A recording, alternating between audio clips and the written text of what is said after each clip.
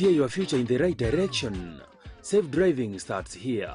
Camel Park Driving School, now ready to quench your driving thirst. We offer NTSA certified driving lessons for upgrading, beginners, and refreshers. Our team of qualified instructors deliver content for the following classes: A1, A2, B1, B2, C, C1 and C2, D1 and the rest. We train learners with modern vehicles which fit the evolving digital world. Why choose Camel Park Driving School? We are situated within a serene environment which offers a humble space of study. Our classes are fitted with advanced materials which supports learning. Other benefits are flexible class schedule, pocket-friendly fees, proper theory and practical guide, annual operation and additional computer packages training. Spend less, learn more, drive forever. Apply now. For more information, call us on or SMS us on 0755 386 594 or 0753 915 354, or you can email us on camelcollege@gmail.com, or also you can visit our offices at Kiogoro, which is 5 kilometers from Kisii town along Kisii-Kilgoris Road. Camel Park Driving School, shaping dreams on the wheels.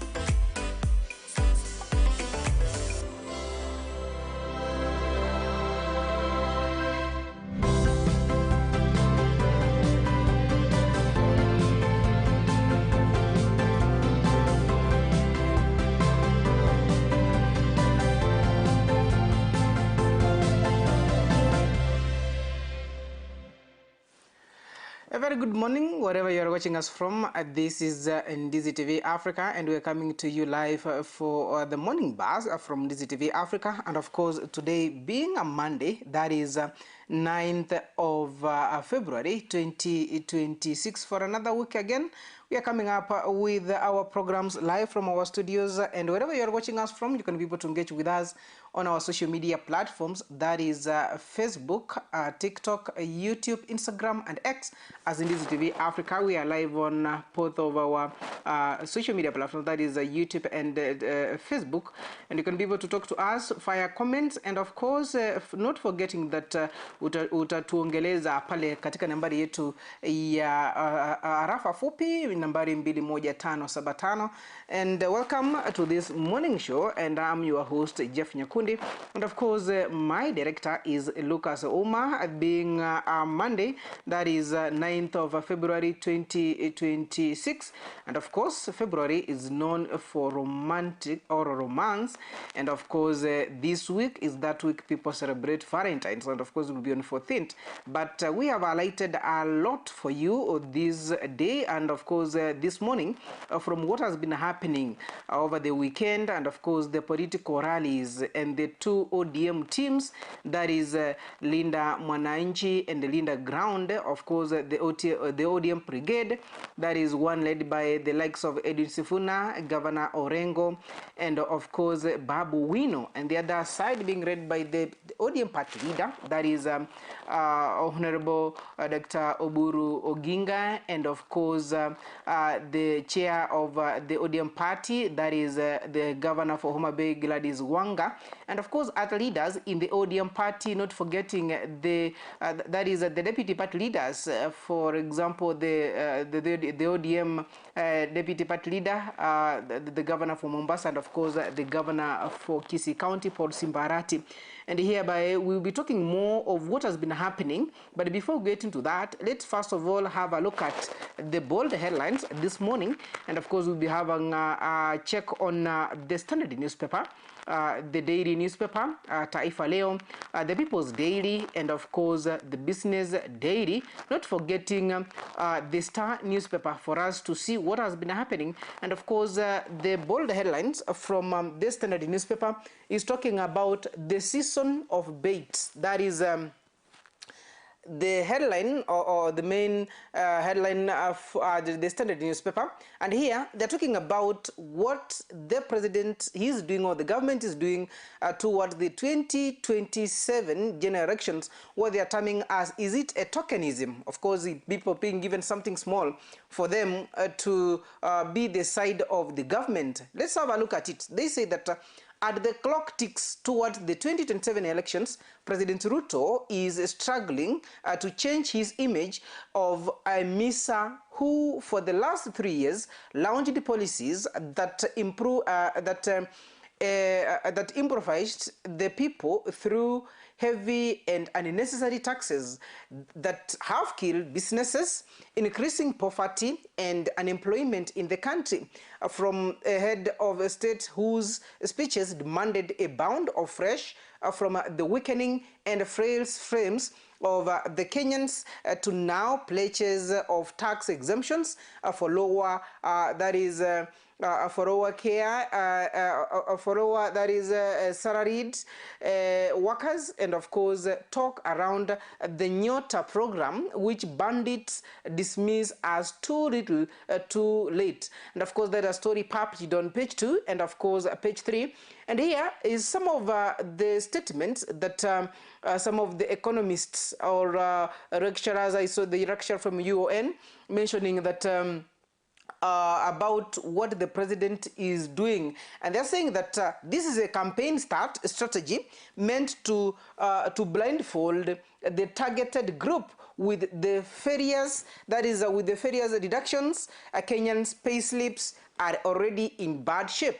The way out is a progressive tax policy which caters to all, for all groups. That is Professor Samuel Nyandemo, who is an economist lecturer at the University of Nairobi. Elsewhere, a political economist, that is Innocent Musumbi, is saying that there is more to it. We are approaching 2027, and like another politician, the president must be able to appease his staff as the chief hustler.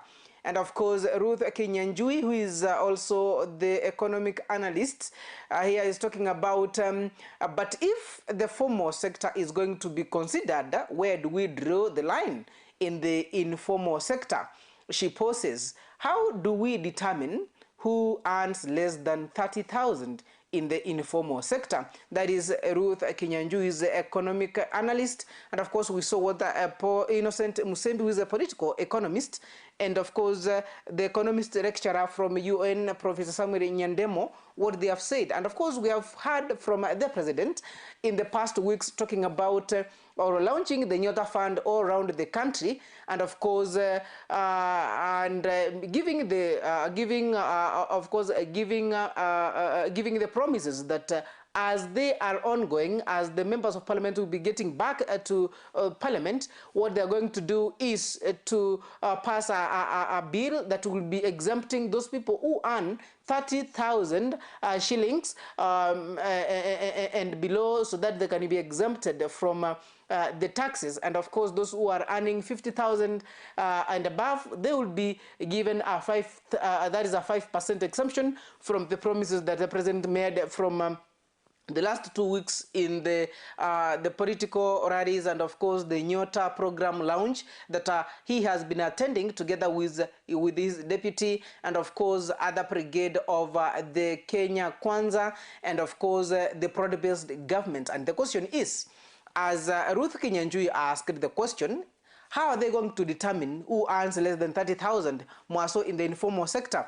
Maybe in those who have been employed by the government, it might be a little bit easier, but for those people who are doing their jobs, their daily earnings here and there, the informal sector, how are they going to determine and know that this person is earning 30,000 and below? And of course, that is a question posed there. And of course, the person whom we saw as the hustler, and of course bringing on some tough laws, more so on the tax increment, and now is trying to bend a little bit. Maybe it's because of the 2027 general elections.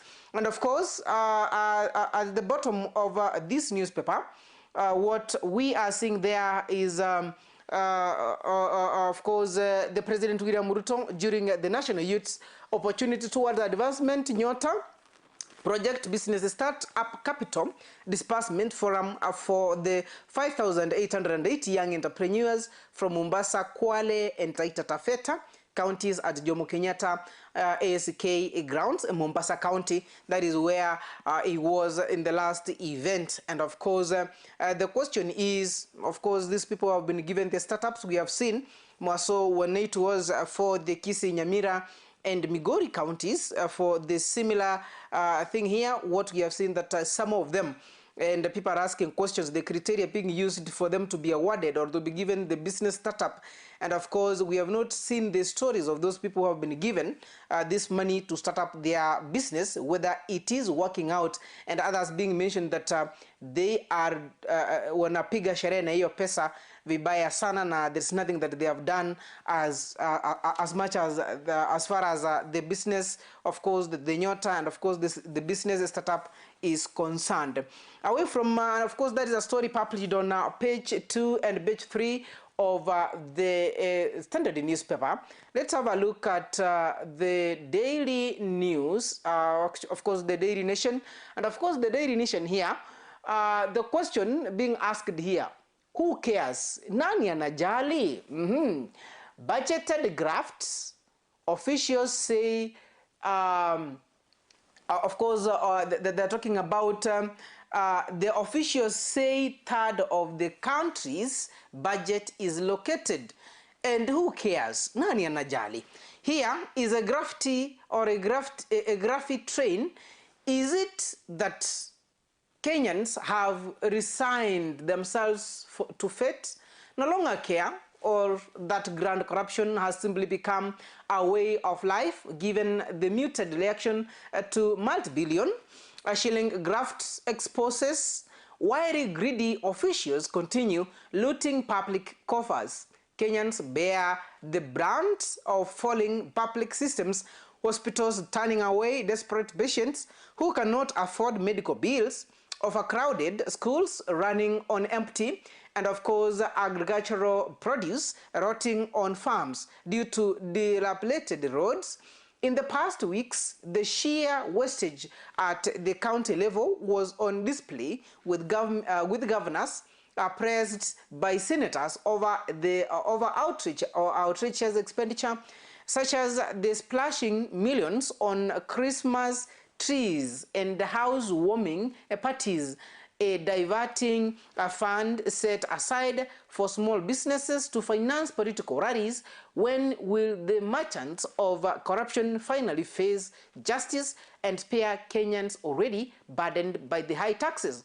That is a story published on page 2 and of course page 3 of the Daily Nation. And here is a question: who cares? Nani anajali? When we are looking at what is happening in the country, not the government officials, not the county government officials, everyone is being involved in looting of the little amount that the common mwananchi is paying the taxes for the building of the nation. But the governors, the deputies, the president, the deputy president, the members of county assembly, and of course the members of that is the members of parliament, not forgetting the senators, and of course what we have been seeing, that the governors being grilled before the actually the governors being grilled before the Senate, that is a parliament, for the questioning of the money they have been entrusted with for the common mwananchi to do maendeleo at their county levels, and others they used the money to buy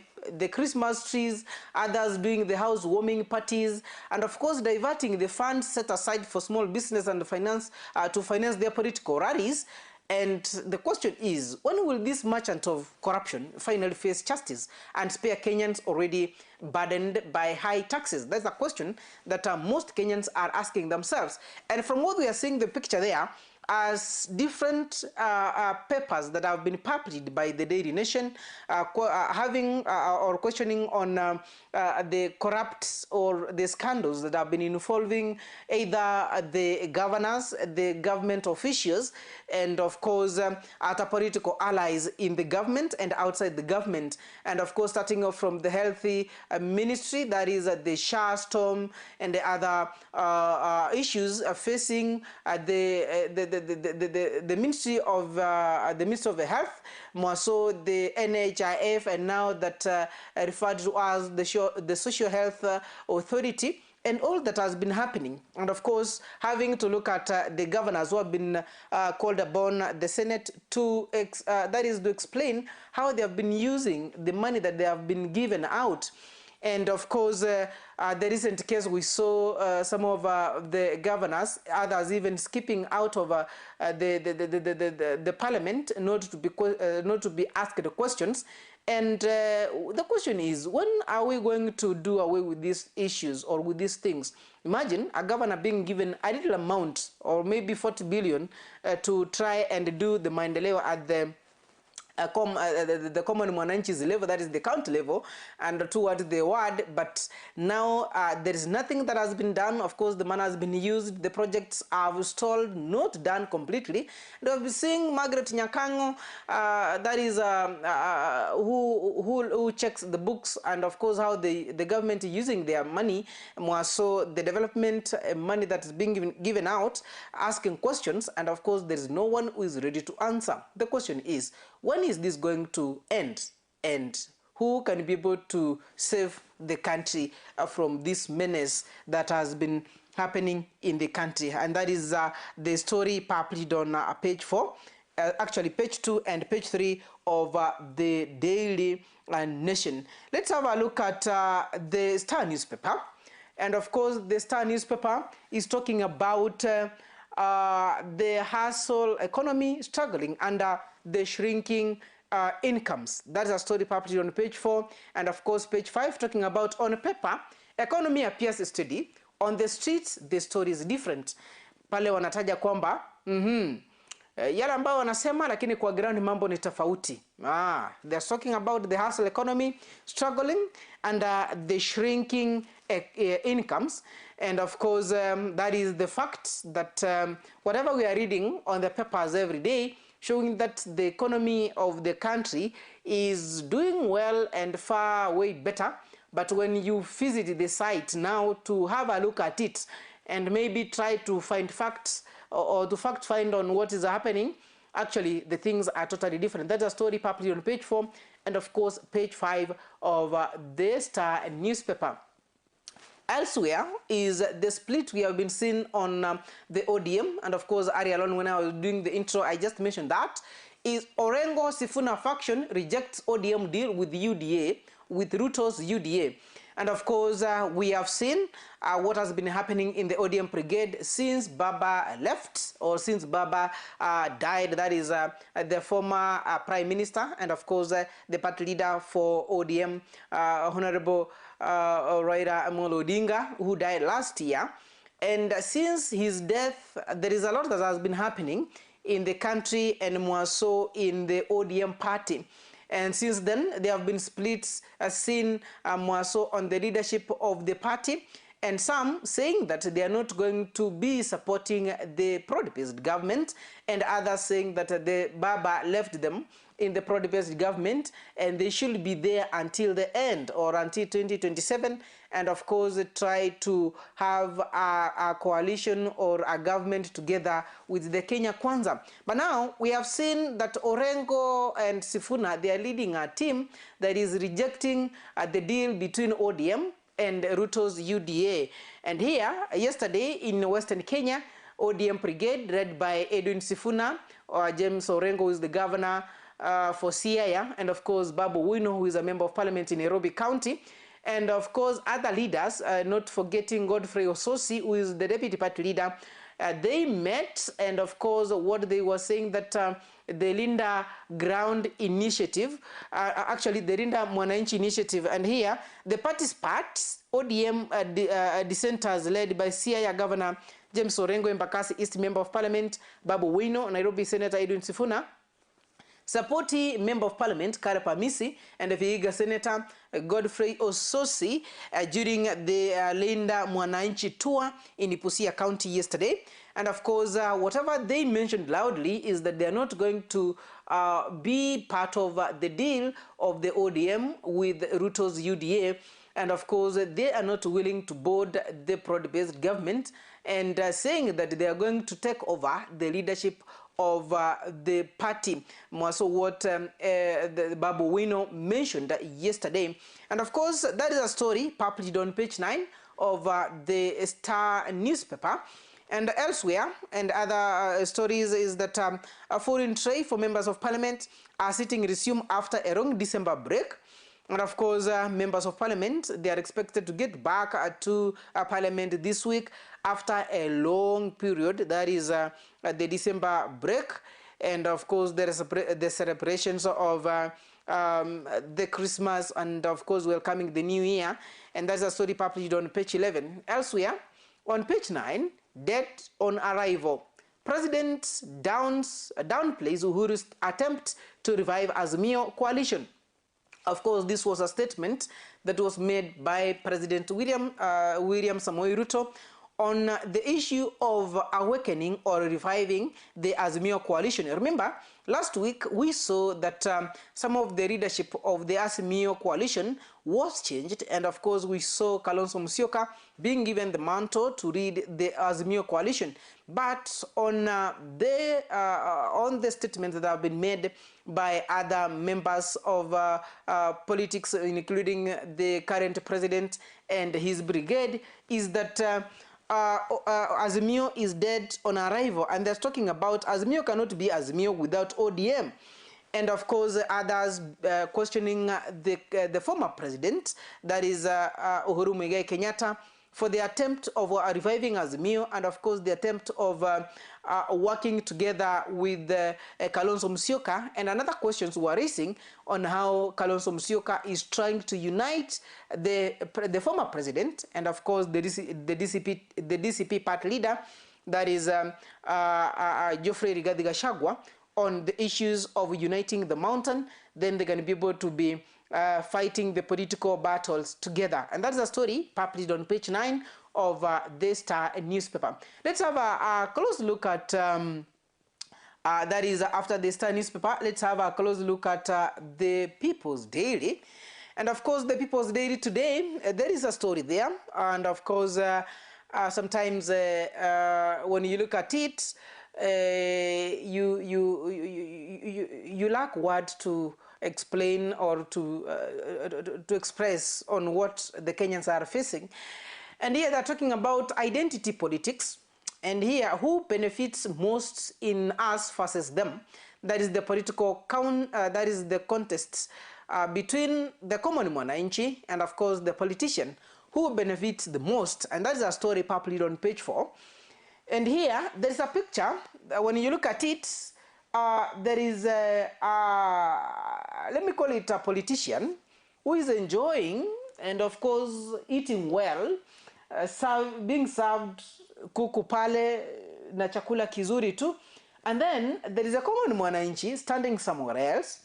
This mwananchi who is a voter to these members of parliament or these politicians, it's either it can be the president, it can be the governor, it can be the senator, the members of parliament, and of course the governor or the members of county assembly.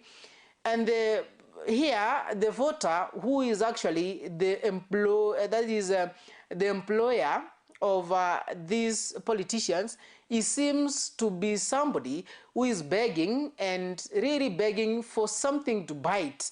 And on the other side, you can be able to see what they are mentioning from that post that is put on that table, that silence please, Mheshimiwa is busy, see him after 5 years.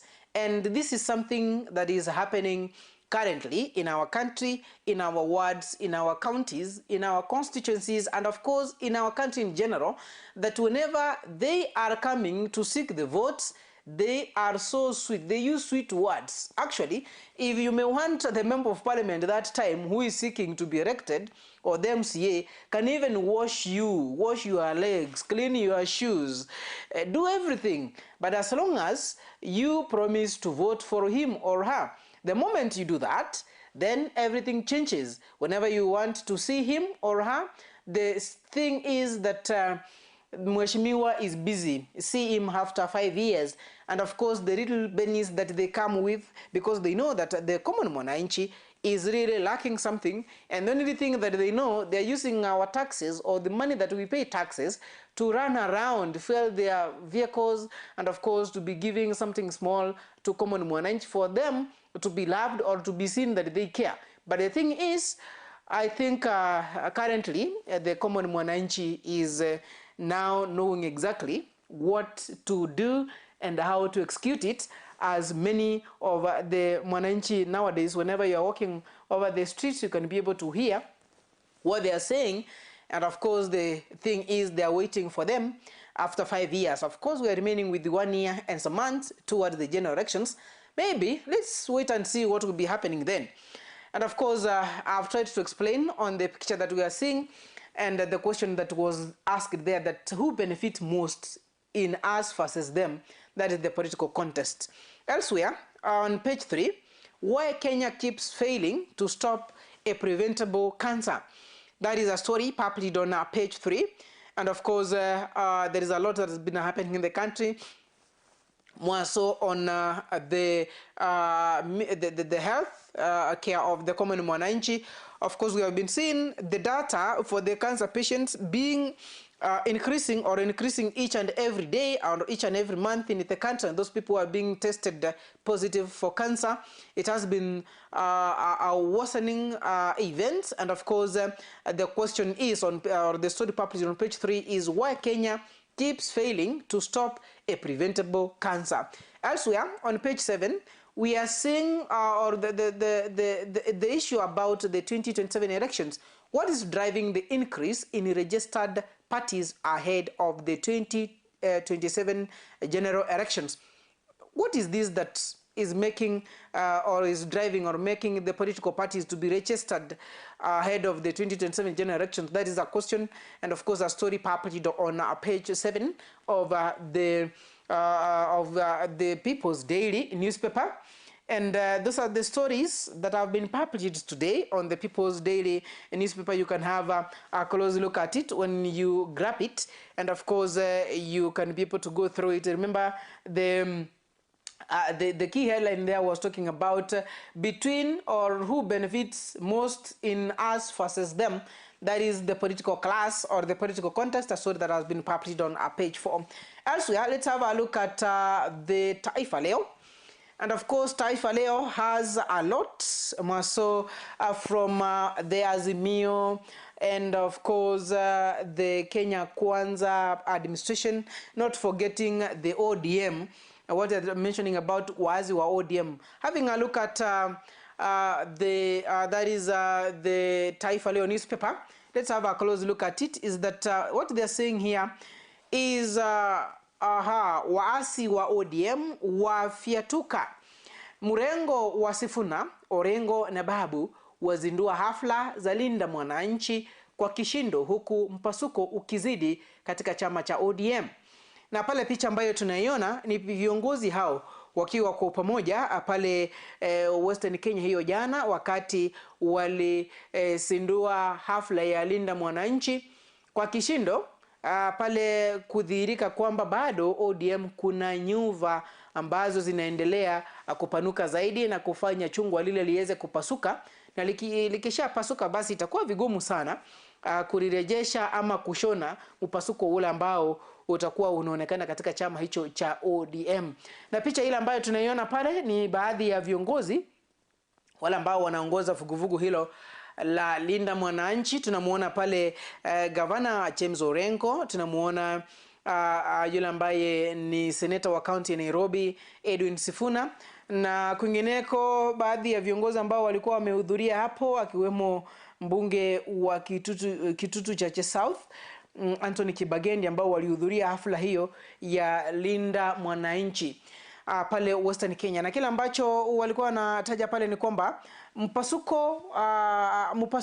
mrengo wa viongozi wanaopinga serikali jumuishi wazindua mikutano ya Linda Mwananchi mjini Busia na kupokelewa na umati mkubwa. Linda Mwananchi ni mrengo unaoonekana kukinzana na mwingine wa Linda Ground unaoongozwa na viongozi wa ODM unaounga Rais William Samoei Ruto na ushirikiano wa UDA. Taarifa ambazo zimechapishwa katika ukurasa wa pili, na baadhi ya viongozi ambao walikuwa wamehudhuria kikao hicho cha jana Linda Mwananchi Initiative ni akiwemo gavana wa kaunti ya Siaya James Orengo, katibu mkuu wa chama cha ODM Senator Edwin Sifuna wa Nairobi, mbunge wa Embakasi Babu Wino, seneta wa Kisii Richard Onyonga, mbunge wa Suba Kusini Carol Omondi, miongoni mwa wengine waliohudhuria hafla hiyo jana. Na ni bayana kwamba chama cha ODM na bila shaka yale ambayo yanaendelea pale si mazuri sana. Huenda tukawa na vyama viwili vya ODM, either ODM asili na bila shaka ODM party ama na chama cha ODM, ikiwa kwamba kama hawatakuwa wanasuluhisha yale ambayo yanawasumbua chamani, aswa wale ambao hawaungwi mkono serikali jumuishi ile ambayo sasa inayo iko na initiative ya Linda Ground inayoongozwa na viongozi wa chama cha ODM akiwemo Daktari Oburu Oginga, yule ambaye ni mwenyekiti wa chama cha ODM Gladys Wanga, gavana wa Kisii Paul Simbarati, gavana wa kaunti ya Mombasa Abdul Samad Nasir na baadhi ya viongozi wale ambao wanaunga mkono serikali jumuishi, na kikundi hiki ambacho kinaonekana kuwa the likes of Babu Wino,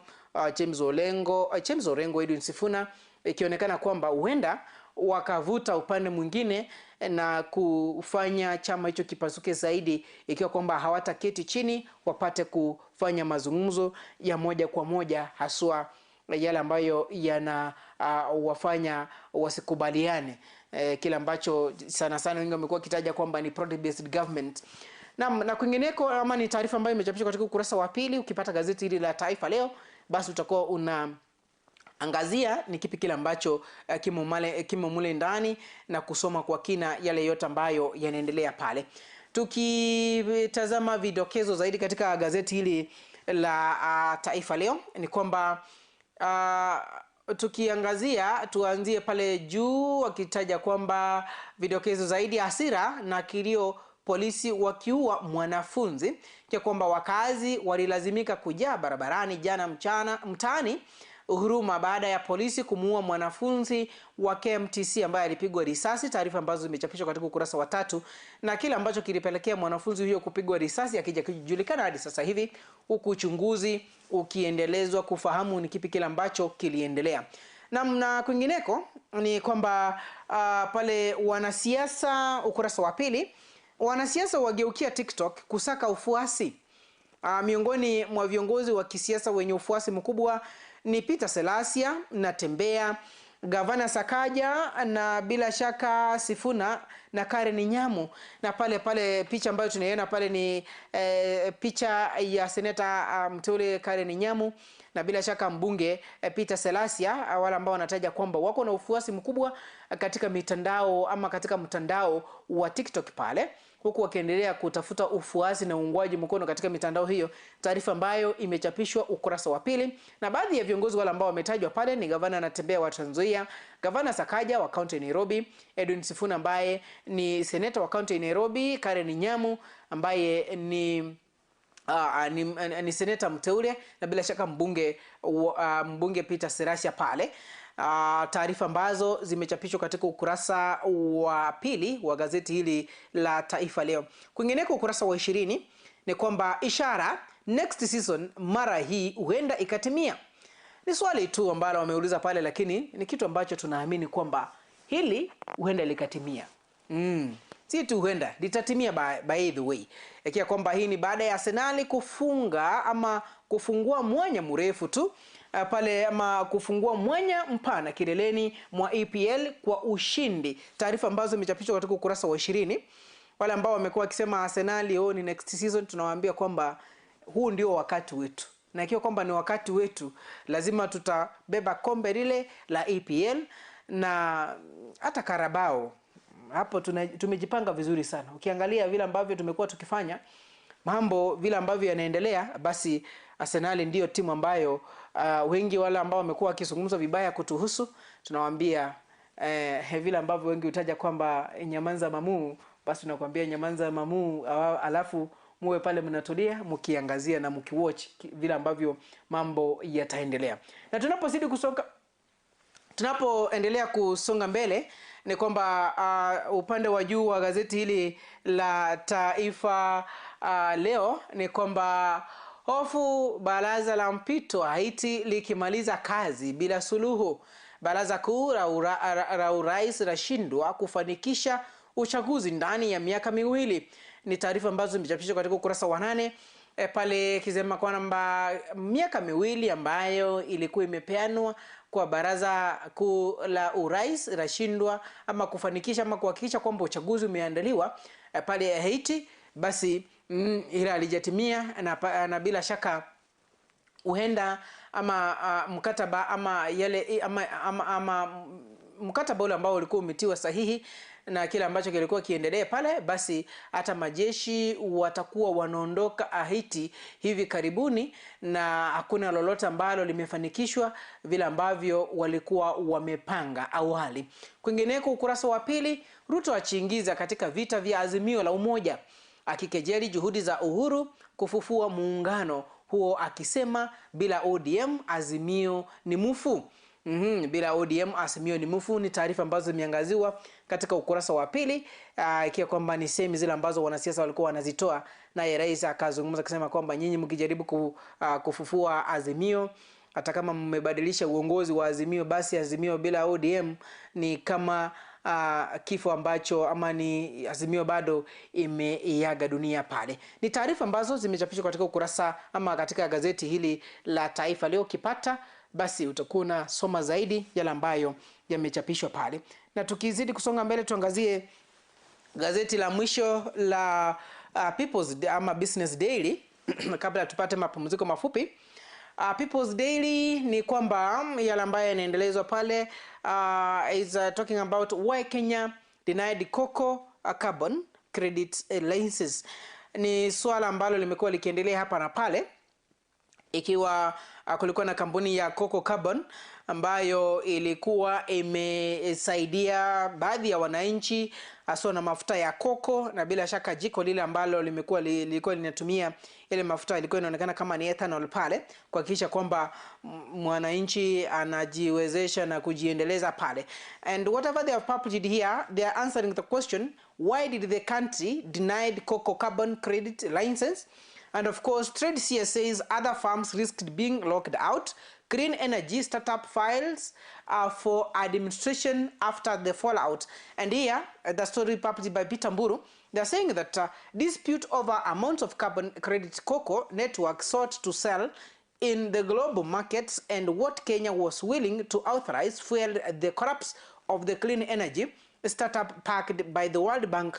The Trade Cabinet Secretary, Lee Kinyanjui, said that the Kenya denied cocoa network license to sell carbon credits after it emerged that the company would take up the entire share Kenya could claim from the global market, locking out other firms. And of course, Cocoa filed for administration on February 1st after a dispute with the Kenyan government over the sale of carbon credit. And of course, the company was unable to sell credits into compliance markets under Article 6 of the UN Paris Agreement after the failing to receive the letter of authorization from the Kenyan government denying the farm revenues. And of course, that is the reason why they are explaining why did the cocoa carbon credit was denied a license in Kenya. And of course, they're saying that it didn't agree. It did not agree to failing to agree, of course, to sell failing to comply as by the Article 6 of the UN Paris Agreement after failing to receive letters of authorization from Kenya's government, denying them the farm revenues needed to keep its float. Kenya reckons that cocoa wanted approval to sell carbon credits that could have exhausted Kenyan share of the lucrative. That is a story published on page 2 of the Business Daily newspaper.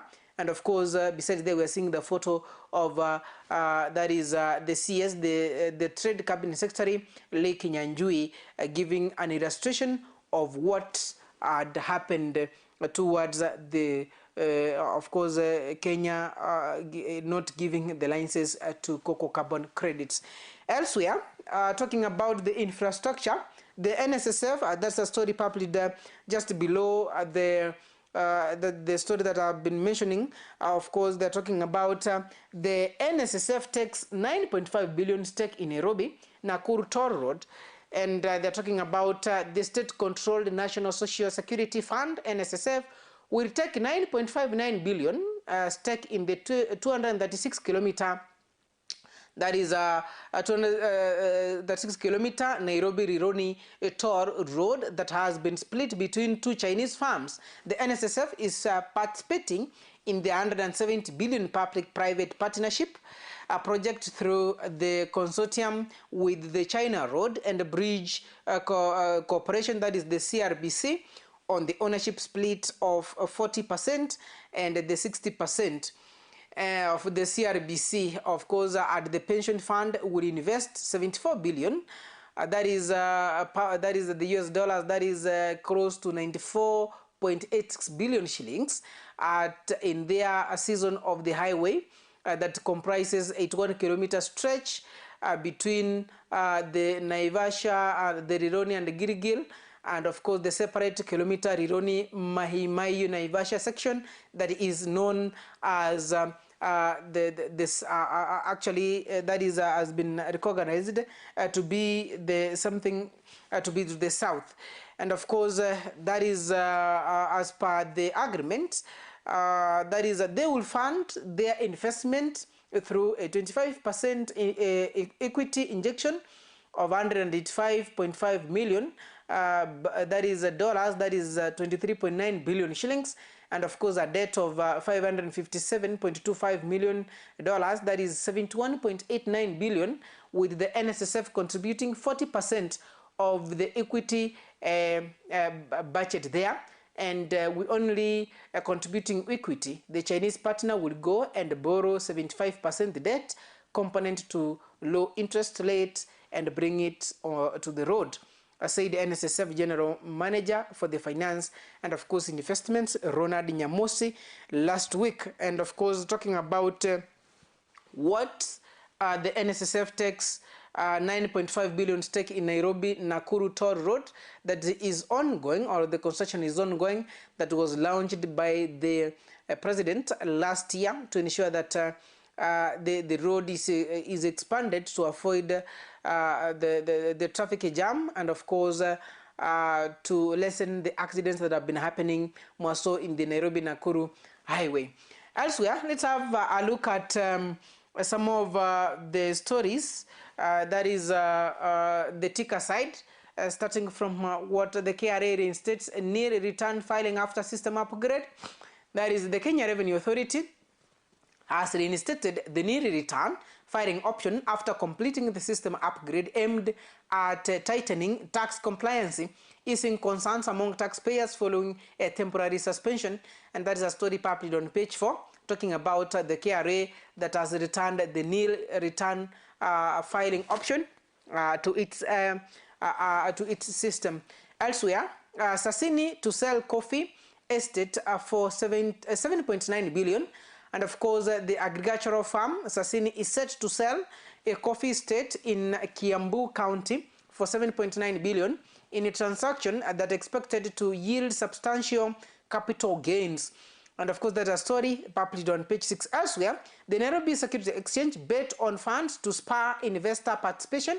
And of course, the Nairobi Security Exchange is betting on the listing of funds to expand investor participation, even as the BOWS close in on its first initial public offering in nearly 11 years. That is a story published on page 11 of the Business Daily. Elsewhere, let's have a look at the top of this, that is the Business Daily, more so on the exchange rates. That is the exchange rate, of course, on Thursday and Friday. That is on the 5th and of course the 6th. The shilling was, and the dollar exchange, that's the shillings to a USD, it was 129. And of course on Friday, it still means 129, and nothing has changed there. And of course an exchange rate of 0.00%. Talking about the NSE 20 index, that is the increase of 7.67. That is an increase of 0.22%. And of course, we are seeing it has increased, or it has increased by 0.21%. That is the Nairobi Security Exchange, or shares. Of course, the XGX, that is from Uganda, it's still on the hike of 0.22. And of course, Johannesburg, there was a fall of 1.88%.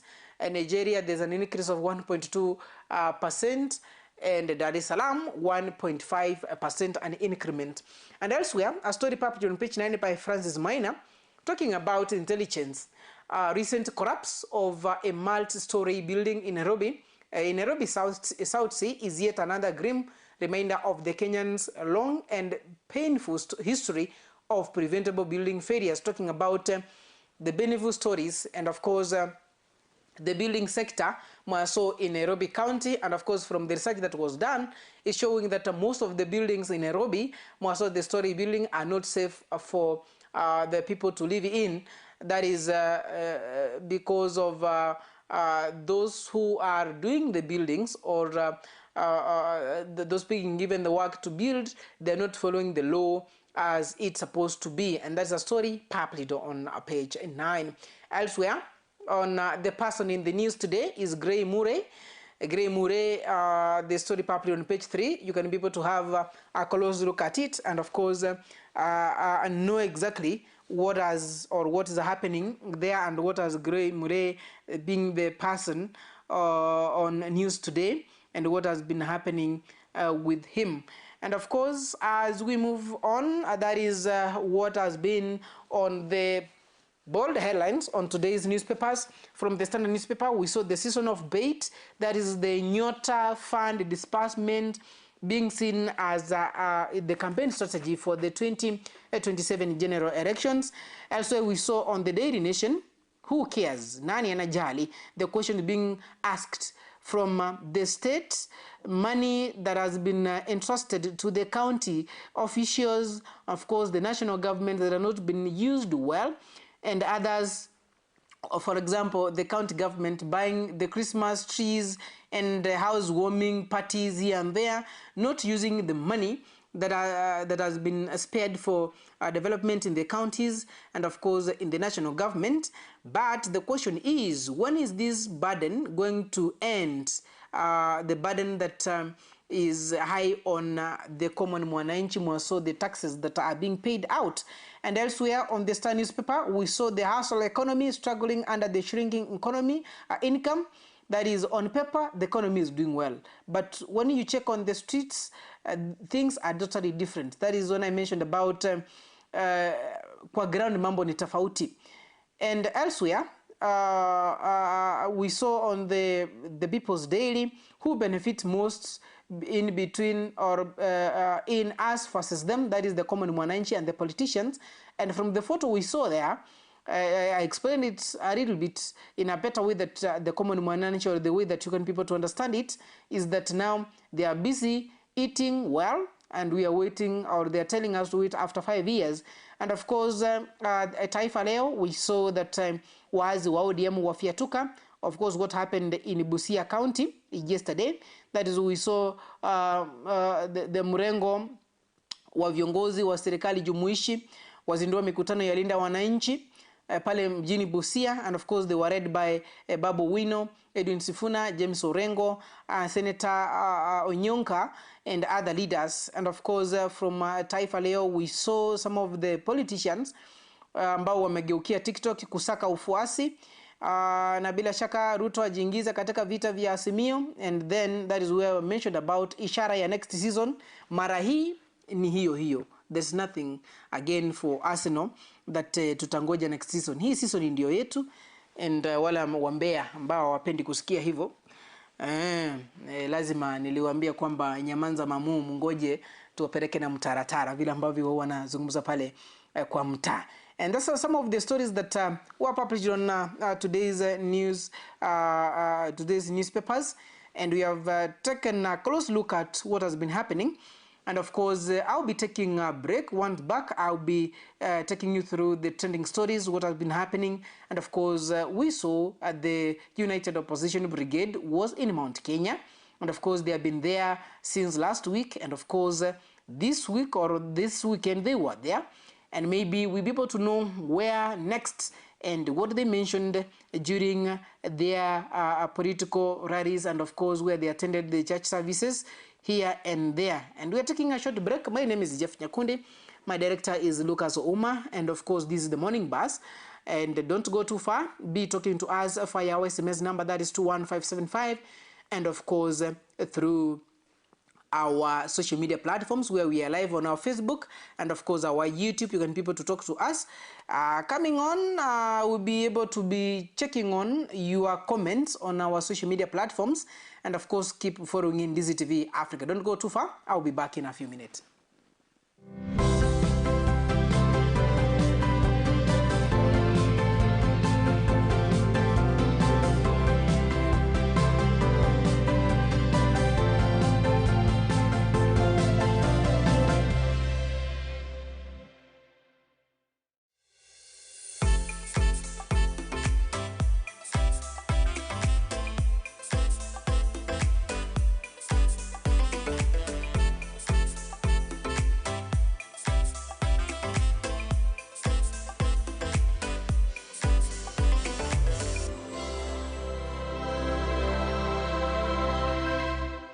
Je, wewe ni mmiliki wa aina ya gari aina ya Alto, Probox, Harrier, V8 na Lexus? Jipatie brake pads kwa bei nafuu hivi sasa. Vilevile oil filters kwa gari aina ya Toyota na vilevile Subaru.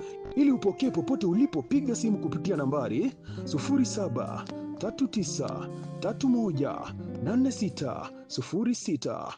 Mteja mpendwa, ni wakati sasa wa kujinyakulia aina ya flash disk kuanzia 8GB, 16GB na vilevile 32GB.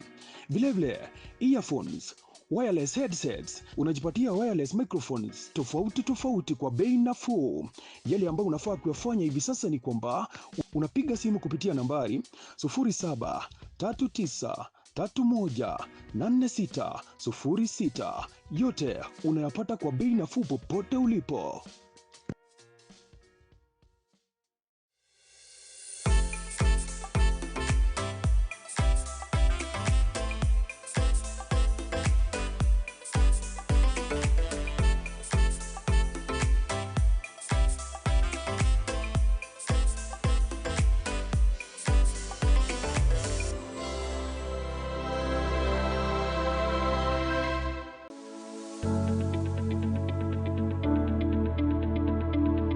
Inside each one of us, there is a dream.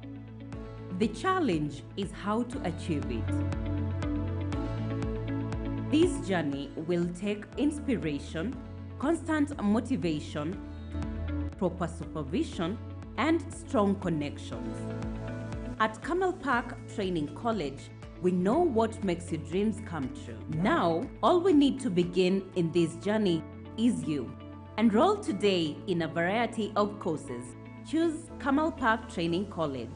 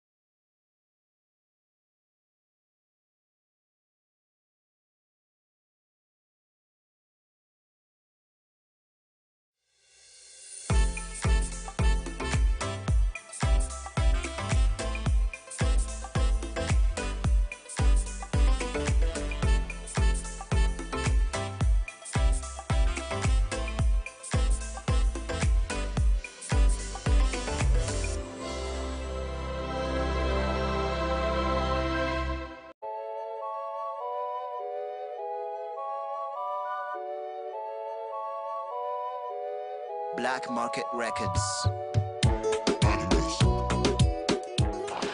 What's up my good people, it's your guy Aleka Alex. Na nitakuwa nikiwaletea show moto, show fire, show konki, show mambo bad ndani ya rininga yako number 1 Dizzy TV Africa. Tune in every Monday to Friday as from 2 p.m. to 4 p.m. Usikose, hii na itakuwa kari. Kuja tupige dance, tupige gossip, tupige gumzo. Au see you.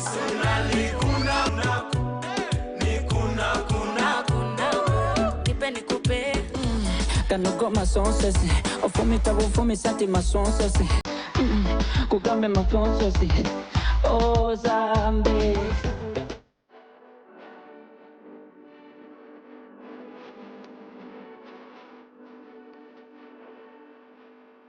Tune in every Monday to Friday as from 2 p.m. to 4 p.m. Kuja tukule doba, kuja tucheze doba, kuja tupige dance, tupige gossip gumzo. Hii itakuwa kari, au sio? Awo, don't miss.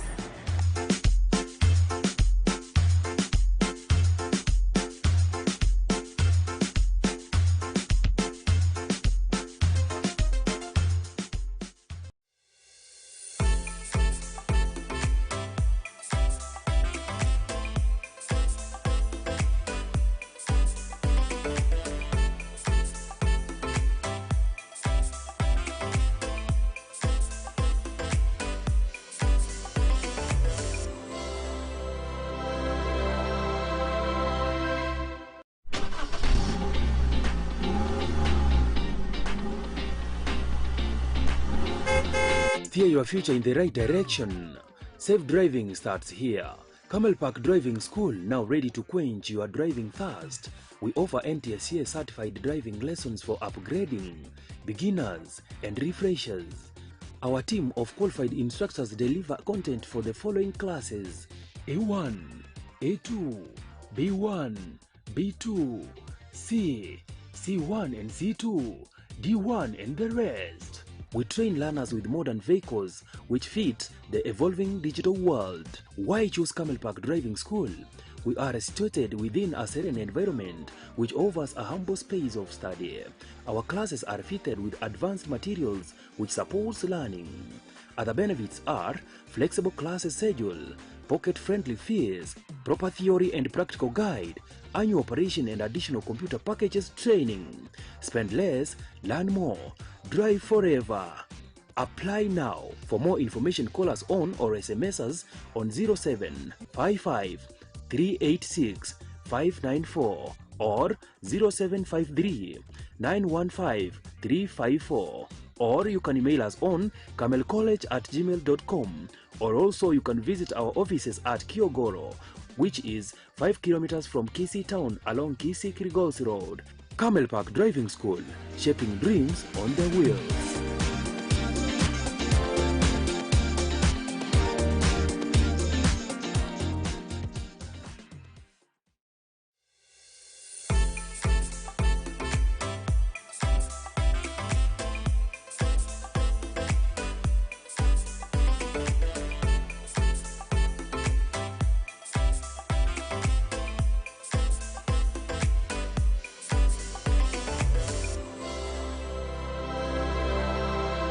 Je, wewe ni mmiliki wa aina ya gari aina ya Alto, Probox, Harrier, V8 na Lexus? Jipatie brake pads kwa bei nafuu hivi sasa. Vilevile oil filters kwa gari aina ya Toyota na vilevile Subaru. Ili upokee popote ulipo, piga simu kupitia nambari 0739318606. Mteja mpendwa, ni wakati sasa wa kujinyakulia aina ya flash disk kuanzia 8GB, 16GB na vilevile 32GB. Vilevile earphones, wireless headsets, unajipatia wireless microphones tofauti kwa bei nafuu. Yale ambayo unafaa kuyafanya hivi sasa ni kwamba unapiga simu kupitia nambari 0739318606. Yote unayapata kwa bei nafuu popote ulipo.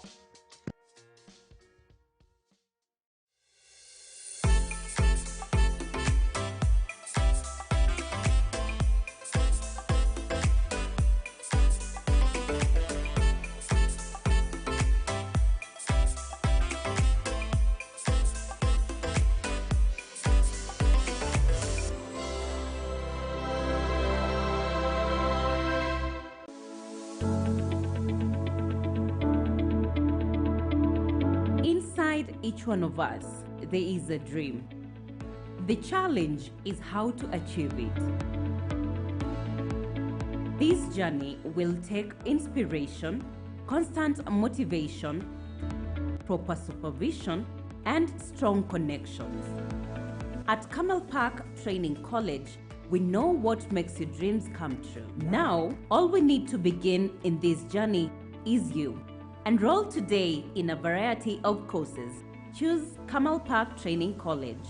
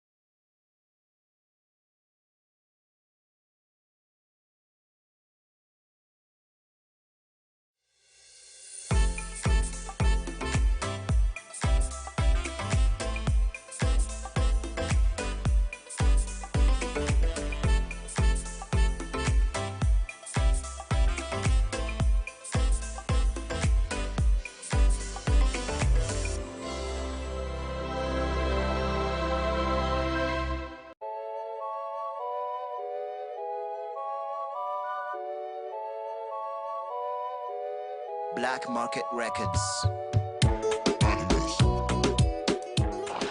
What's up my good people, it's your guy Aleka Alex na nitakuwa nikiwaletea show moto, show fire, show konki, show mambo bad ndani ya rininga yako number 1 DZTV Africa. Tune in every Monday to Friday as from 2 p.m. to 4 p.m. Usikose, hii na itakuwa kari. Kuja tupige dance, tupige gossip, tupige gumzo au sio?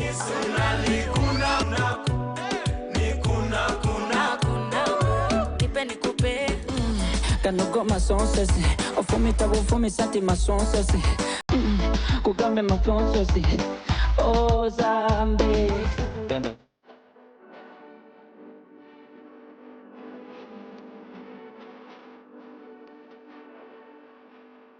Tune in every Monday to Friday as from 2 p.m. to 4 p.m. Kuja tukule doba, kuja tucheze doba, kuja tupige dance, tupige gossip gumzo. Hii itakuwa kari au sio? Awo, don't miss.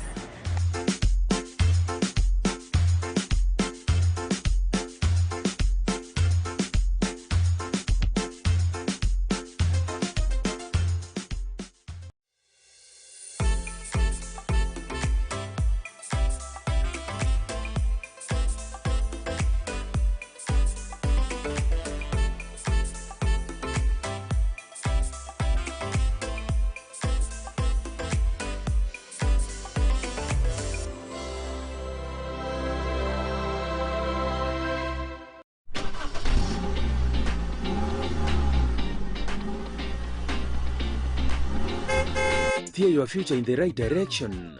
Safe driving starts here. Camel Park Driving School, now ready to quench your driving thirst. We offer NTSA certified driving lessons for upgrading, beginners, and refreshers. Our team of qualified instructors deliver content for the following classes: A1, A2, B1, B2, C, C1 and C2, D1 and the rest. We train learners with modern vehicles which fit the evolving digital world. Why choose Camel Park Driving School? We are situated within a serene environment which offers a humble space of study. Our classes are fitted with advanced materials which supports learning. Other benefits are flexible class schedule, pocket-friendly fees, proper theory and practical guide, annual operation and additional computer packages training. Spend less, learn more, drive forever. Apply now. For more information, call us on or SMS us on 0755 386 594 or 0753 915 354, or you can email us on camelcollege@gmail.com, or also you can visit our offices at Kiogoro, which is 5 kilometers from Kisii town along Kisii-Kilgoris Road. Camel Park Driving School, shaping dreams on the wheels.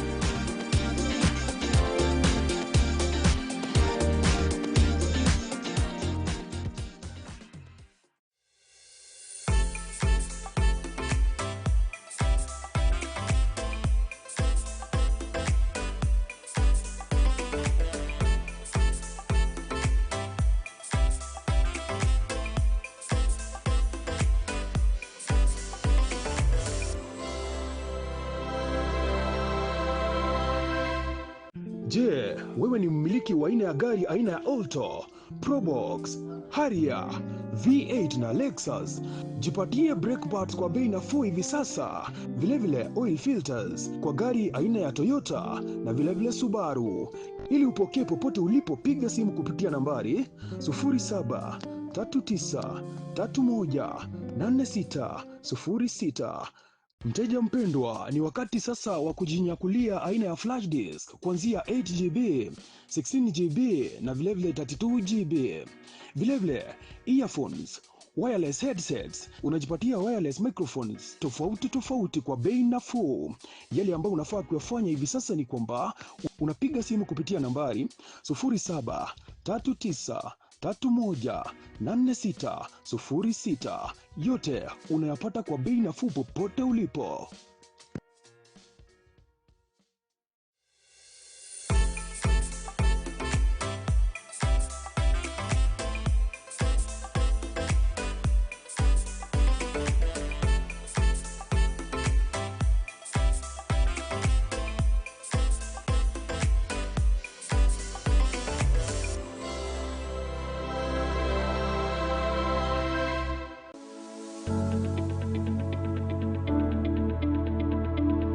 Inside each one of us, there is a dream. The challenge is how to achieve it. This journey will take inspiration, constant motivation, proper supervision, and strong connections. At Camel Park Training College, we know what makes your dreams come true. Now, all we need to begin in this journey is you. Enroll today in a variety of courses. Choose Camel Park Training College.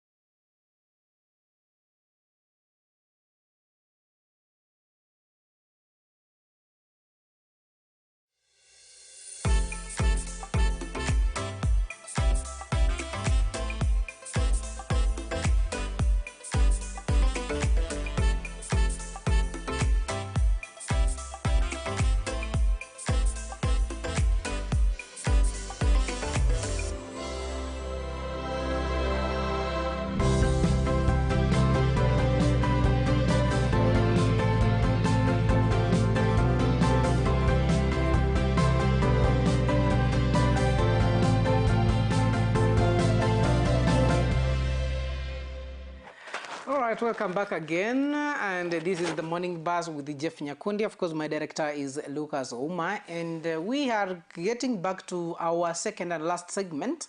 And of course, we are having to look at what has been happening in the political field and what has been going on. And of course, what is trending this morning. And of course, since yesterday, talking about politics, of course, we have had a lot of discussions here and there. And of course, yesterday in Busia, the Linda Mwananchi brigade was there. And of course, there is a lot that they mentioned. And later on, I'll be playing some of the clips on what they said. That is what Edwin Sifuna said during that event. That is the speech for Edwin Sifuna. And of course, what James Orengo also mentioned out, that is the speech that he gave during the Linda Mwananchi initiative in Busia County. And of course, they tend to be not agreeing with the other members of ODM, and of course, the entire leadership of ODM that is being led by Oburu Oginga, who is the party leader. And of course, the current party leader, and of course, the deputy party leaders, including Paul Simbarat, who is the governor of Kisii County, the governor for 001, that is Mombasa County, Abdul Somad Nasir, and of course other leaders, including the national chair for ODM, that is Honorable Gladys Wanga, who is the governor for Homa Bay. And there's a lot. Before getting to that, first of all, let's also have a look at what the Kakamega governor, Fernandes Baraza, mentioned. Fernandes Baraza mentioned that the former president, Uhuru Muigai Kenyatta, should keep out of politics, and of course active politics, and saying that if he missed making Baba, or the former party leader, mwenda zake hayati Raila Amolo Odinga, to be the president, then he cannot manage to help Kalonzo Musyoka to be on both out, of course, to be the president. And if I quote what he said, that you didn't make, or Uhuru Kenyatta did not make Raila Odinga president while in power, and she did not promise to help Kalonzo Musyoka now that both of them, they are out of government. And of course, it's a statement that was made yesterday during one of the events that the governor for Kakamega, Fernandes Baraza, attended, and of course mentioning that it's hard for the former president Uhuru Muigai Kenyatta to help Kalonzo Musyoka to be the next president of the country, since now that they are reviving Azimio la Umoja. And of course, we have had other politicians, including the current president, mentioning that if ODM is not part of the Azimio, then Azimio is as good as death on arrival. And those are some of the statements. Of course, later on, we'll be having those clips to hear what Fernandes Baraza mentioned. And of course, yesterday, President William Samoei Ruto attended the church service at AIC Pipeline in Embakasi, Nairobi County. And of course, he was of course, where he attended the service. He was with the other leaders of, for example, that is the governor for Nairobi County was present, and of course other leaders who are engaged to the Kenya Kwanza, of course the Kenya Kwanza, and of course the broad-based government, where each and every person gave their own speeches, and of course the criticism towards the revival of the Azimio la Umoja, and of course other sentiments being given out there. And as we move on, is that yesterday we saw Okechi Salah. Of course, Okechi Salah has been one person who has been trending in the last week, and of course some parts of the weekend after what has been said, and is mentioned to be somebody who was very close to Baba, as he claims. And sometimes the government or the family members have asked questions about him. And once last week, when Winnie Odinga was in one of the national TVs for an interview, he mentioned that he never wanted to respond one-on-one to him. but she seemed to be not acknowledging to have known Okech Salam. But this is what Okech Salam said yesterday, that he made a special appeal to ODM, Secretary General Sifuna, to support party leader Oburu Odinga and President William Ruto's re-election, terming that he might be losing his, of course, his re-election as the senator in Nairobi County, and of course, what is being seen to have having the mind of standing in for the governorship in the county. And of course, as time goes by, we'll be able to have that clip. And elsewhere, the United Opposition, yesterday, they attended a church service at Good Shepherd Catholic in Njambini Parish in Nyandarua County. And of course, they continued criticizing the government or the current regime for not doing what's supposed to be done more so to help the common mwananchi. And of course, they afford that they will unseat President William Samoei Ruto and ensure that they revive the economy of the country, and of course, other issues that have been affecting the Kenyans, more so at the health sector, education sector. And of course, the members who were present during that in Njambini Parish in Nyandarua, that is the Good Shepherd Catholic in Njambini Parish, was Rigathi Gachagua, who is the party leader, DCP party, and of course the deputy party leader in Jubilee, Dr. Fred Okengo Matiang'i, and of course we saw Justin Muturi, and of course the former the former CS, and of course the former Speaker of the National Assembly. They were present at the Good Shepherd Catholic Njambini Parish, where they attended where they attended the church service. And of course, there is a lot that the Kenyans are talking about, and of course, issues of how it's going to work out for the opposition, and of course, the government, things that are moving out in a quick speed.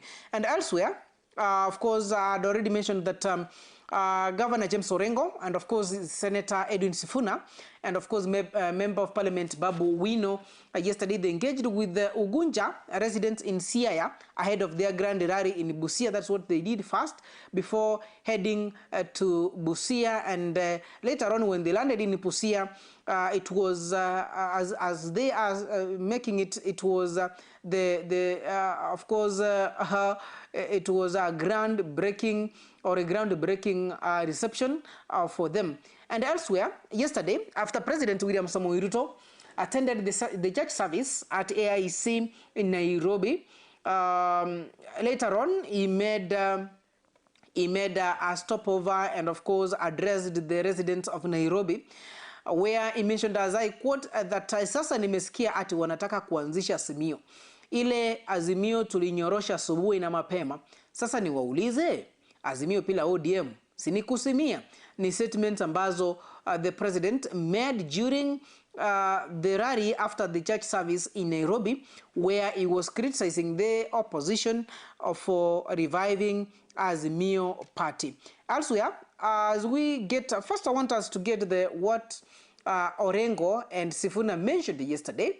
Of course, my director is ready to give it out. Maybe we can be able to listen what Edwin Sifuna said and what James Orengo said in that order.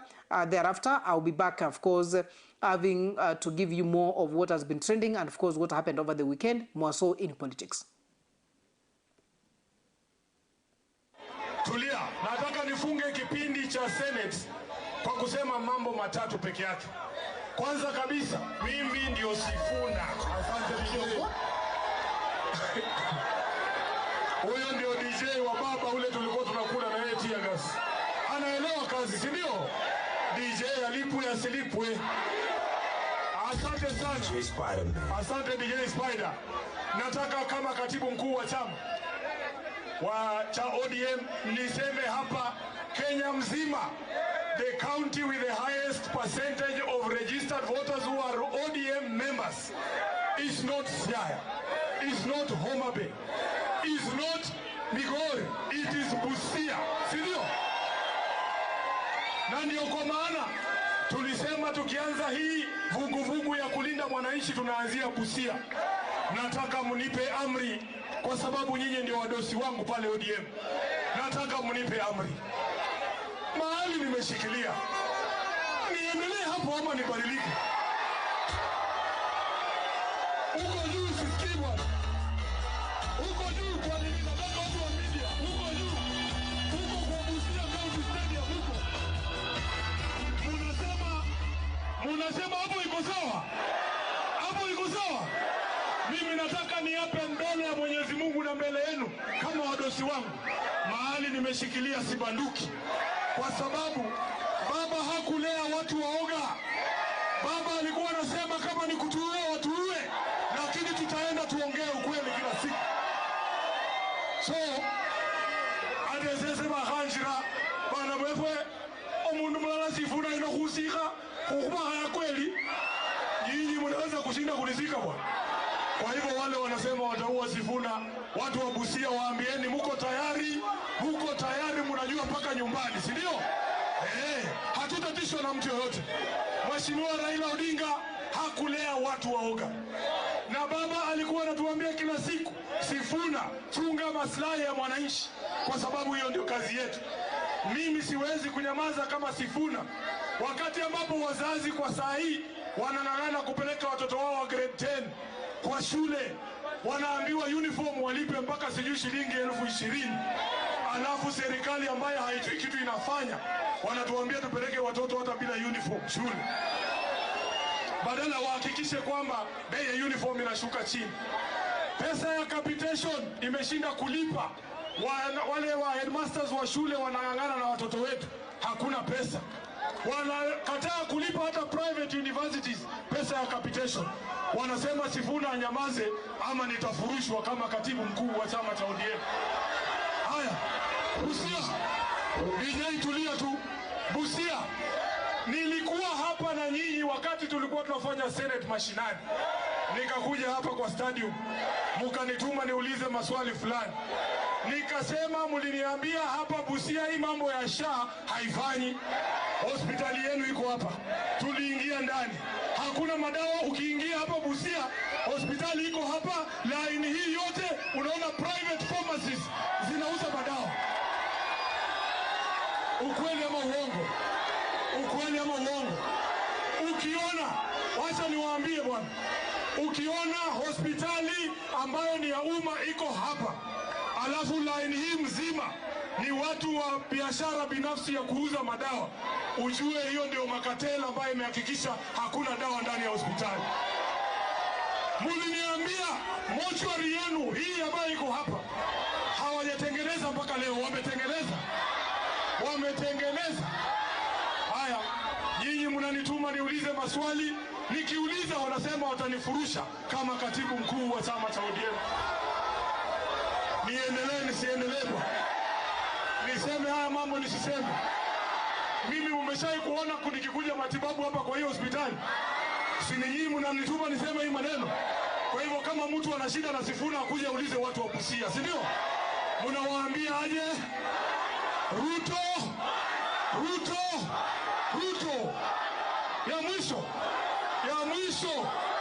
Ya mwisho.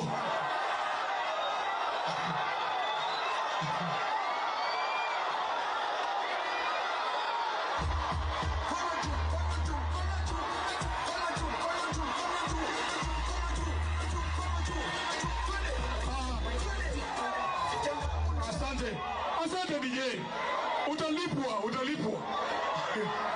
Ya mwisho, mimi kama katibu mkuu wa chama nilikuwepo pale wakati ambapo tuliandikishana mkataba wa mambo 10 na chama cha UDA.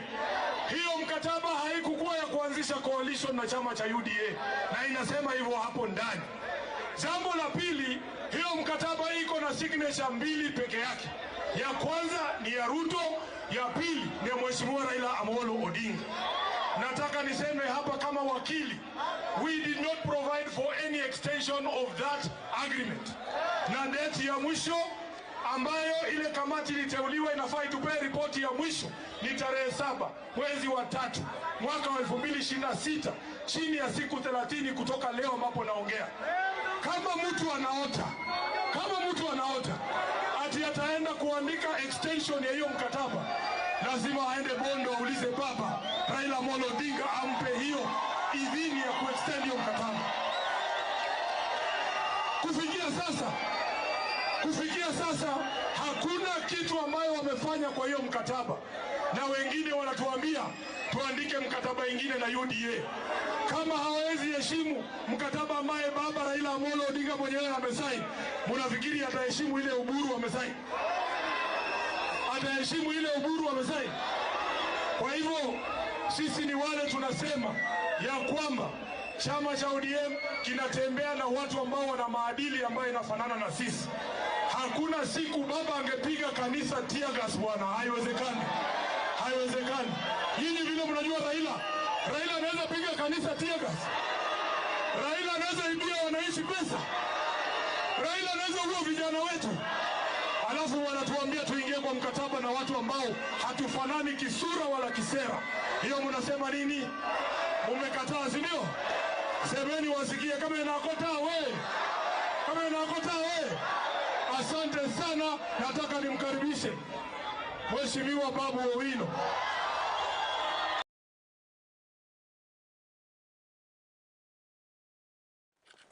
All right, that is the statement or the speech that Edwin Sifuna, who is the current senator for Nairobi County, made yesterday during the Linda Mwananchi campaign or initiative at Busia County. Elsewhere, there is what James Orengo said, and people are asking questions. Is the spirit of Baba Raila Amolo Odinga upon Sifuna? Swali tu. Je, spirit ya Baba Raila Amolo Odinga ni ndiyo Sifuna ako nayo, depending on what he was speaking, and of course the way they got received in Busia, and of course what he has been talking about. Umefuatilia hapo na umesikia ni kipi kile ambacho ametaja. Let's just hear what James Orengo, who is the current governor for Siaya, and remember Siaya is where Baba was born and that is their home. Let's hear what Orengo said from that Busia County Linda Mwananchi Brigade. Kuvunja chama cha ODM. Wangapi Busia wanasema hatuvunji chama cha ODM? Na tunasema pia chama cha ODM, chama cha Baba Raila Amolo Odinga, hakuna mtu atauza chama cha ODM. Chama cha ODM, na hakuna mtu anaweza kuthubutu kumeza chama cha ODM. Na tunasema ya kwamba chochote ambayo chama cha ODM itafanya itatoka hapa kwa wananchi. Lazima wasikie sauti ya wananchi. Wangapi wamekubali chama cha ODM? Wasikie wananchi.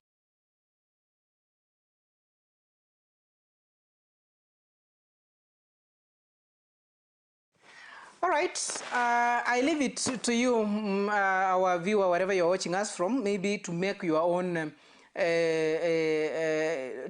comments on what you take from the two leaders, that is Edwin Sifuna and James Orengo, from what they mentioned yesterday during the Linda Mwananchi at Busia and the way they were received. And of course, to do it a better way, maybe you can be able to talk to us via our SMS number, that is 21575, and of course through our that is our social media platforms. On Facebook we are live, and of course our YouTube channel. And maybe 1, 2, 3 comments here just that I've seen is that I'm going to be able to see Paul Odero on saying that how many members of parliament and MCAs attended the event, if not Babu, Ososi and Sifuna, maybe criticizing them. Elsewhere, I can be able to see another comment here. I will be able to refresh it and of course reread some of the comments that there have been shared concerning this concerning the brigade that or the concerning the meeting that was done yesterday.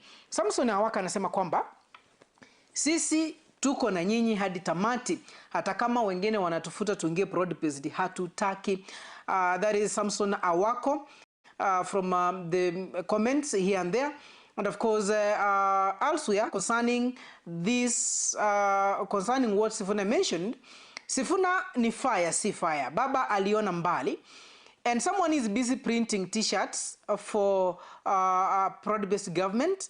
And of course, Otieno Polo Aguna is saying that this makes me happy and relieved. Safari ya kutoa, safari ya kutounga mkono broad-based government ipo na itaendelea hadi tamati.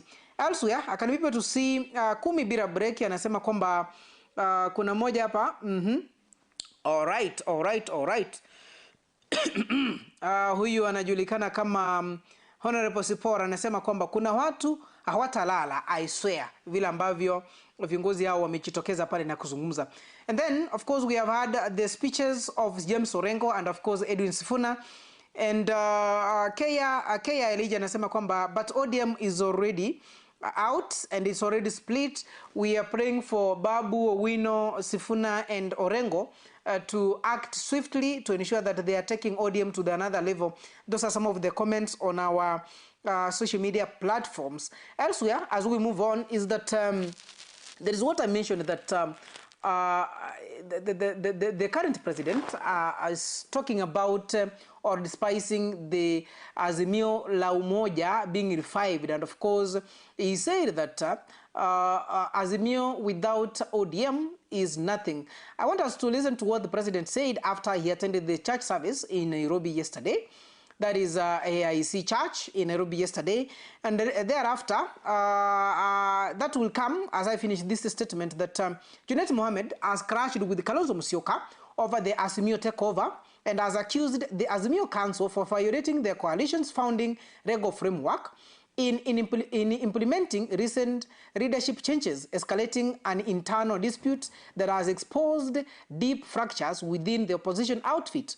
This comes after Musyoka alleged that the government printer had been instructed to block the gazettement of the newly appointed officials, including Philip Kisia as the executive director, Carol Omondi as the secretary general, and Musyoka himself, Kalonzo, as the party leader of the Azimio. Junet accuses Kalonzo for ignorantly embracing Uhuru's appointment despite being aware it was against the deeds of their coalition, which was presented on the office of the registrar of political party. Musyoka has now vowed to pursue legal avenues to compel the gazettement of the changes, insisting the democratic governance cannot thrive where institutional processes are manipulated to silence the dissent. This is Junet Mohammed, who was actually the Secretary General for Azimio, being or responding to what was done last week, that is finding or sweeping and of course getting the new leaders for the Azimio coalition, where Kalonzo Musyoka was appointed to be the party leader, and of course Carol Omondi to be the Secretary General, and Philip Kisia to be the executive, that is to be the executive director of the Azimio. Let's have a look on what the president mentioned concerning the revival of the Azimio, where Kalonzo Musyoka was appointed to be the party leader. Si mimi nitakuja hapa na kazi yangu ya affordable housing, ya markets, ya barabara, ya kusafisha city.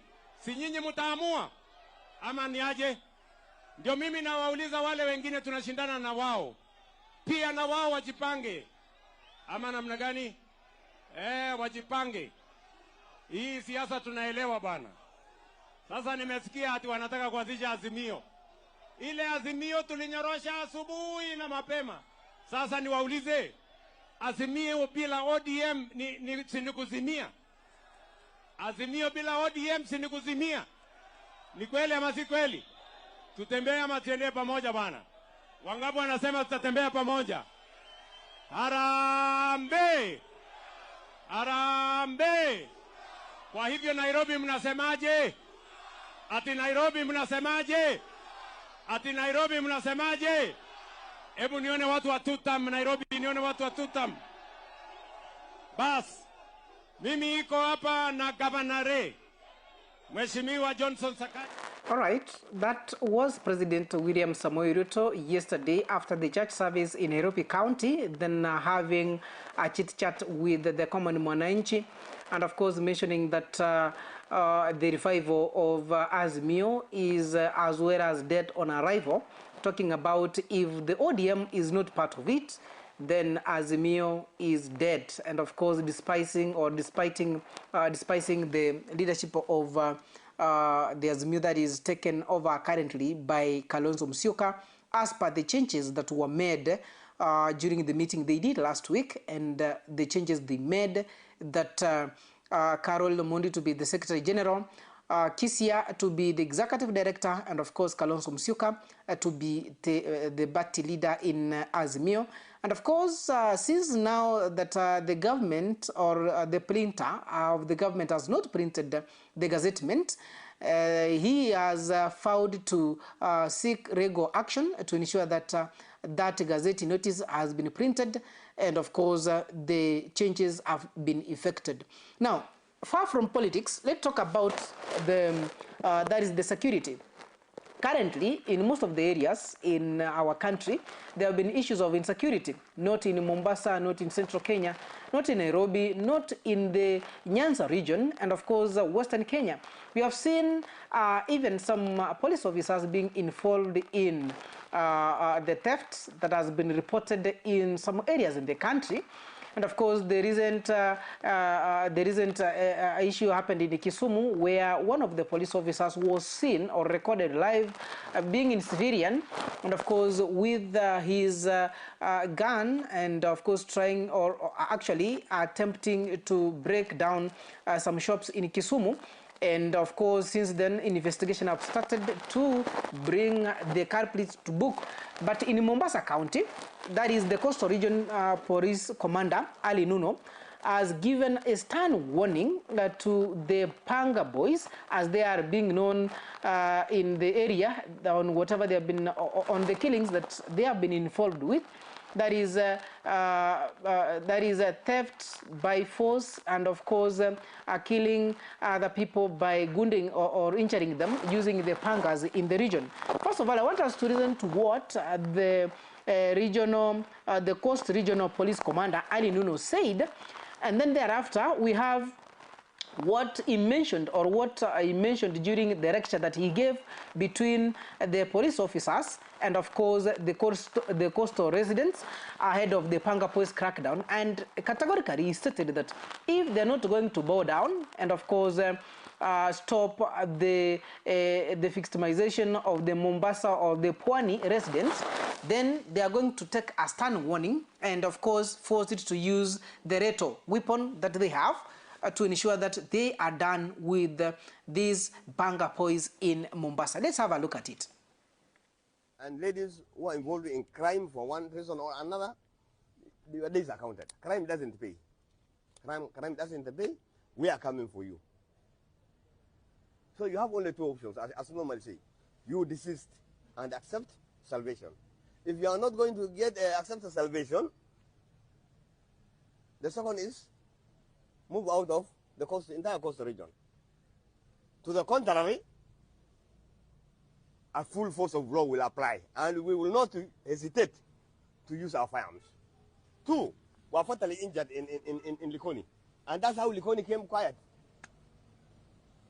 Therefore, where we are justified to use our firearm, we will not hesitate to use the firearm. Mutachimba makaburi hapa Mombasa mkicheza. Sitabembeleza na sitacheka na watu. Because this boy was given a bond of 10,000 shillings by the court. The mother is in Saudi Arabia. And therefore, he is operating at his will. Court committed offenses here and there, jumping bails. We cannot allow this. We need to have some order and sanity. And whatever it takes to bring that order and sanity in the coastal region, we will not hesitate to use, even which includes use of our firearms justifiably. Tuko on top of things. Hamuna haja kuwa wasiwasi. Na wezi mimi nawaambia hivi, wakati unachukua hii silaha yako, hii panga hii, unataka kuigonga huyo mtu, mimi nikikupata ana hii panga ukiwa unagonga mtu na kupiga risasi. Hatutacheka na mtu. This is a dangerous, offensive and lethal weapon capable of killing.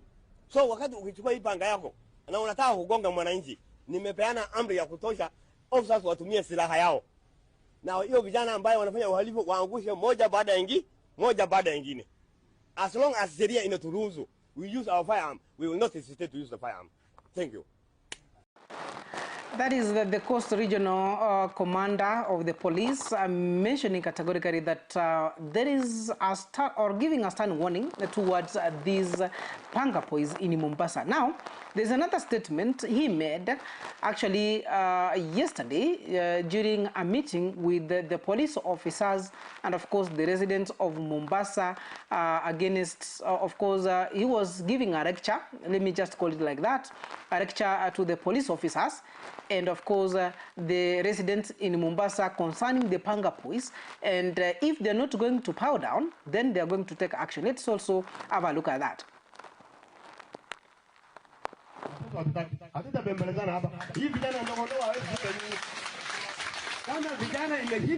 Then you have no mandate of you being here.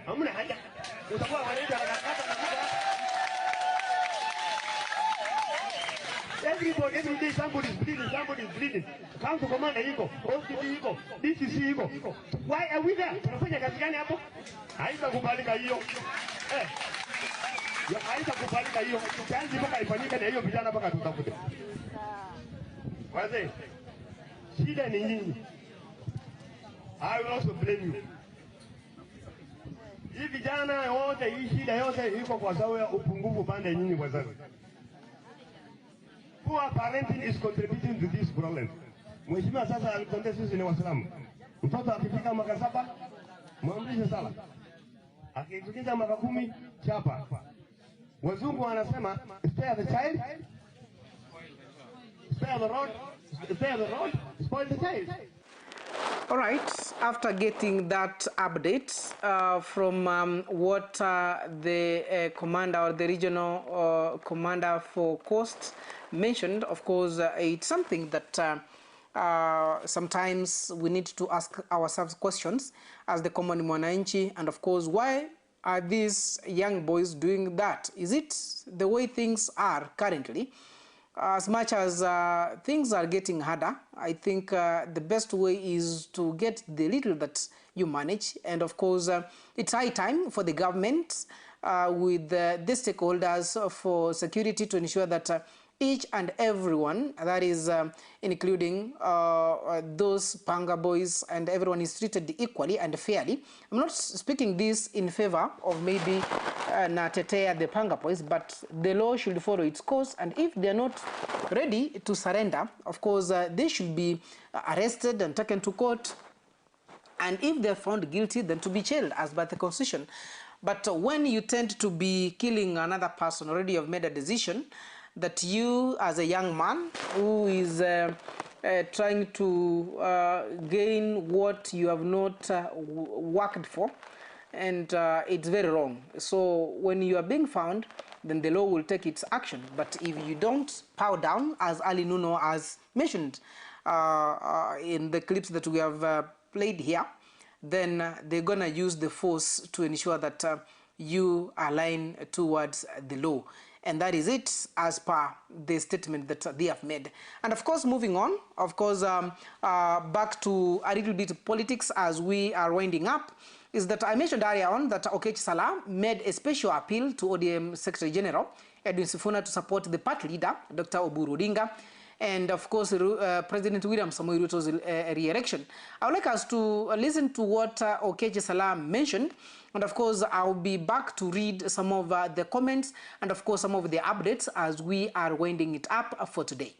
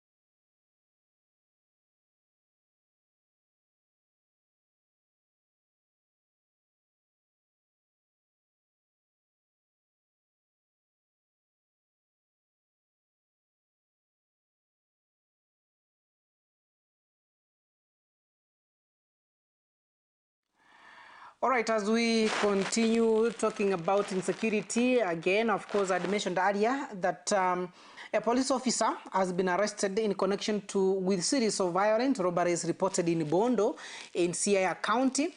And of course, according to the incident report filed at Bondo Police Station, is that the police constable, Marco Wino, was apprehended yesterday at Horo Police Station at around 7:40 p.m.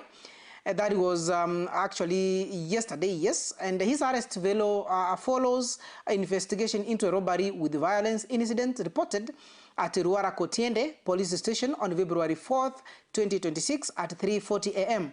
The incident occurred at Ajigo Trading Center where an armed robber were captured on CCTV cameras harassing a trader before stealing from him and fleeing on a motorcycle. And of course, authorities confirmed that Wino is currently in custody and will assist the investigations, including an identification parade. And he is expected to be arraigned in Bondo Law Courts. That is today, as from 9 a.m. actually. He is expected to be arraigned in court in Bondo. And of course, they found guilty, the law will follow its action. And as we move on, before I read your comments on our social media platforms, maybe other updates is that now that the Kenya Revenue Authority, KRA, has officially commenced the process of rebranding the Kenya Revenue Services, that is to changing the name from KRA, that is Kenya Revenue Authority, to Kenya Revenue Services at the cost of 2.7 billion. And in May 2023, KRA presented a cost estimation to Parliament showing the transformation would require approximately 2.7 billion over a 6-year period to be implemented in 2 phases, that is costing 1.34 billion each.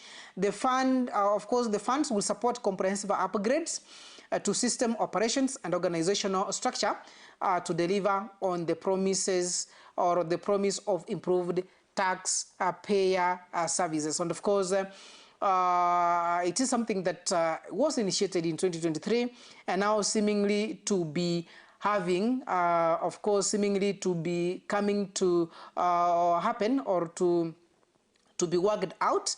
And we are expecting to wait and see what is going to take place. And elsewhere is that, of course, there's a story which was on the newspaper this morning, is that the Auditor General says NSSF's 4 billion idle in CBD properties are at risk because some land titles are unclear or worthless, costing the fund potential returns. And of course, elsewhere, NSSF targets about 13% annual dollar return after taking 9.6 billion stake in the Nairobi-Nakuru Toll Road project via the private partnership project. And of course, it's something that you need to know because you do the, of course, you do save in the NSSF. That is the National that is the National Social Security Fund. And elsewhere is that Kenya will spend 3.9 billion on roads, bridges, and walkways around Talanta Sports City Stadium. The project is set to be built by 2 Chinese firms and the Kenyan company. And of course, that is something that is being worked on. And of course, the Talanta Stadium, which was mentioned earlier on to be named after its completion, to be named Raila Amolo Odinga.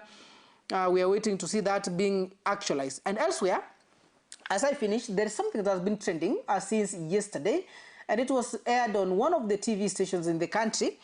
And it's all about the define or deceptive investigation that was aired in one of the TVs.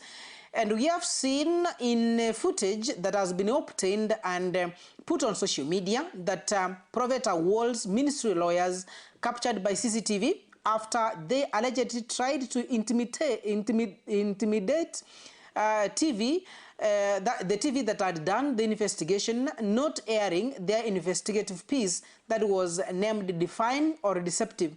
Wall also allegedly sent 20,000 to each member of that TV crew conducting an investigation into his church, saying it's from the Lord. Crew refers the money And of course, the piece was finally aired yesterday on the social media channels, and of course posted on YouTube, showing what has been happening. And this is something that happened last year when Professor Wall was in the country, and of course claimed to have healed people with HIV/AIDS.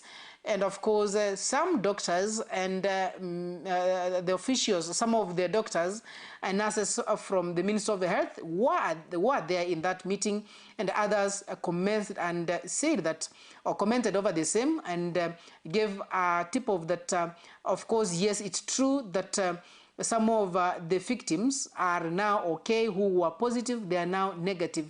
And something that raised questions on between the ministry, that is between the church and of course the health of the common mwananchi, that led to even the government officials, including the CS Health, Aden Duale, giving a stern warning and starting or giving directions that investigation should start from those doctors and of course the nurses or practitioners for health who actually gave a nod on what Professor Wall had mentioned on, and or had agreed or saying that he has healed some people. And that led to that investigation. And of course, still, we are yet to know whether those officers, more so the nurses and of course the doctors under the KMPDU, if the action was taken. And of course, we know that some of them were from the Moi Teaching and Referral Edirect, and others from some hospitals in Nakuru County, and others from Nairobi. So that is something that is worrying and asking questions on how Kenyans are being brainwashed to some of the intentions of the said bishops, the said pastors, and of course the said prophets of God. And to that extent, I would like us now to go through that is your comments that you have shared on social media, that is through our YouTube and of course our Facebook account, so that we can be able to give the shout out to those who have just shared them. For example, here I can be able to see Christopher Atandi saying that he has been watching from Burangi, Kenyambi with his wife Lydia Kerubo. His children, Sheila Matiangi, Moranga, Mikae, and his mother and father, Moranga, and the entire brigade of Ndizi TV fans, kisema kwamba tuko pamoja ndani hadi tamati. Have a good day. Thank you. Regrand Baba Chantal nasema kwamba good job, asante sana. Of course, Minyo Yambu following live from Kiogoro. Thank you for following up. And of course, those are some of the comments that I can be able to look at here. And of course, let me check more of them. Okay. I can be able to see Derek Omolo on our 2157. Saying that they should call it Raila Odinga Sports Stadium, not Talanta anymore. That's, I think, is referring to the story that I mentioned about what is happening, and of course the completion of the Talanta Stadium, which is 3/4 done, according to the reports. And of course, where they mentioned about the bridges, and of course the walkways will be done by the 2 Chinese companies and the other Kenyan company. And of course, another George Mamla anasema, but our leaders are just roaming, doing useless campaigns. All right. I think is referring to the story that I mentioned about the NSSF, that now the Auditor General has mentioned that NSSF has properties in CBD that is risking because some land have no clear title deeds here and there. Of course, Wacheni saying that what are they rebranding? Will they, will the services change? Ama itakuwa tu jina? Of course, I think he's referring to the KRA that is changing his name to Kenya Revenue Services. Pale anauliza kwamba if why are they rebranding? Asking a question, why are they rebranding? na anauliza pale with the services change ama ni jina peke yake itakuwa inabadilika pale. Of course, so those are some of the comments and of course the SMSs that we have received here at Ndizi TV Africa and of course the morning bus. And up to that extent, that is where I'm parting this morning and of course continue watching Ndizi TV Africa. Of course, continue watching Ndizi TV Africa, where we have prepared a lot in store for you. And of course, next we are going to have the road safety by Isaac Nyahondo, who is helping us to know. Of course, currently we will be having accidents happening here and there, and of course some of those who are the riders, the drivers and the pedestrians don't understand how the law works in the road and where are you supposed to walk for you to be safe. And of course that is why we'll be having the road safety program here at Ndizi TV Africa, which is coming up next. And you'll be watching and of course learning more and being getting the knowledge on what you're supposed to do whenever you are at the road. Maybe whenever you have got an accident, what are you supposed to do? Where are you supposed to overtake the border guys? Is it from the left or the right? Of course, that is what Isaac will be helping us to know more. And of course, thank you for waking up with us. And of course, thank you for watching Ndizi TV Africa, the morning bus. My name is Jeff Nyakundi. I'll stop there for now and let's meet tomorrow again, same time, same place. And of course, it is the morning bus. My name is Jeff Nyakundi. My director has been Lucas Oma. Bye-bye for now. Have a lovely day.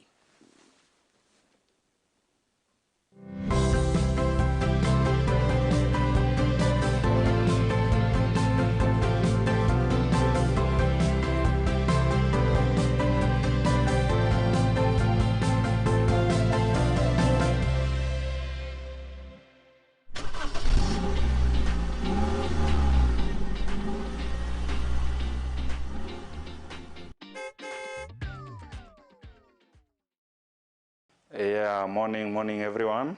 We welcome you to this channel, the morning safe drive with the Camel Park Driving School. I hope every one of you outside there is okay and you are watching. We welcome you all. Before you is Isaac Nyahondo from Camel Park Driving School. I'm ready here to share with you concerning the safety of the roads under the Drive Safe with the Camel Park Driving School. So this is a program that we are going to run for the rest of the time, maybe on a daily basis. We want to educate our road users and also our learners who are still in the driving institutions, not only within but to the rest of the parts of the country. So all of you are welcome and you'll enjoy. Hope you'll enjoy. Thank you so much. So let's start. I'll start by introducing the tools and the whatever are in front of us. Here we have a table. This table is very much important when it comes to driving, because it is from here is where we should begin, then we extend it to the roads. This table before us has got a name. It is called Model Town Board. Model Town Board is just an example. It is a representation of the road networks in towns of Kenya. In Kenya we have two types of roads. All those kind of roads are represented here, whereby they are here in drawing, but actual roads are now outside there. If we take these ones, we are going to apply them outside the roads. So in Kenya we have two types of roads. There is one-way traffic road and we also have a two-way traffic road. I know somebody is wondering, what is this one-way traffic road? What is this two-way traffic road? Maybe somebody outside there is asking him or herself, why are we talking of the only two types of roads? Yes, he or she has seen so many kind of roads outside there. The roads here, we have one way. One way is a kind of road with two or more lanes that can allow the flow of vehicles towards the same direction. while two-way traffic road is a road with two lanes, each moving towards opposite direction. So here is an example of one way. If you look at the road here, there are arrows. The arrows here, these arrows have got a role to play. If you walk in our roads outside there, there are arrows. People fail to understand what is the role of the arrows, or they ignore the arrows. The arrows play a very important role.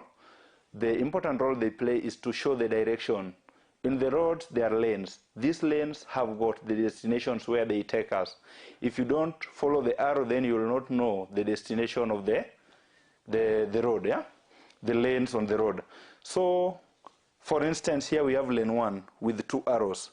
The first arrow is pointing straight, the other one is pointing on the left side. It means if you come on this lane, you only have two directions to take. Either you can go to the straight or you can turn to the left. Lane 2 here also has got an arrow that points straight.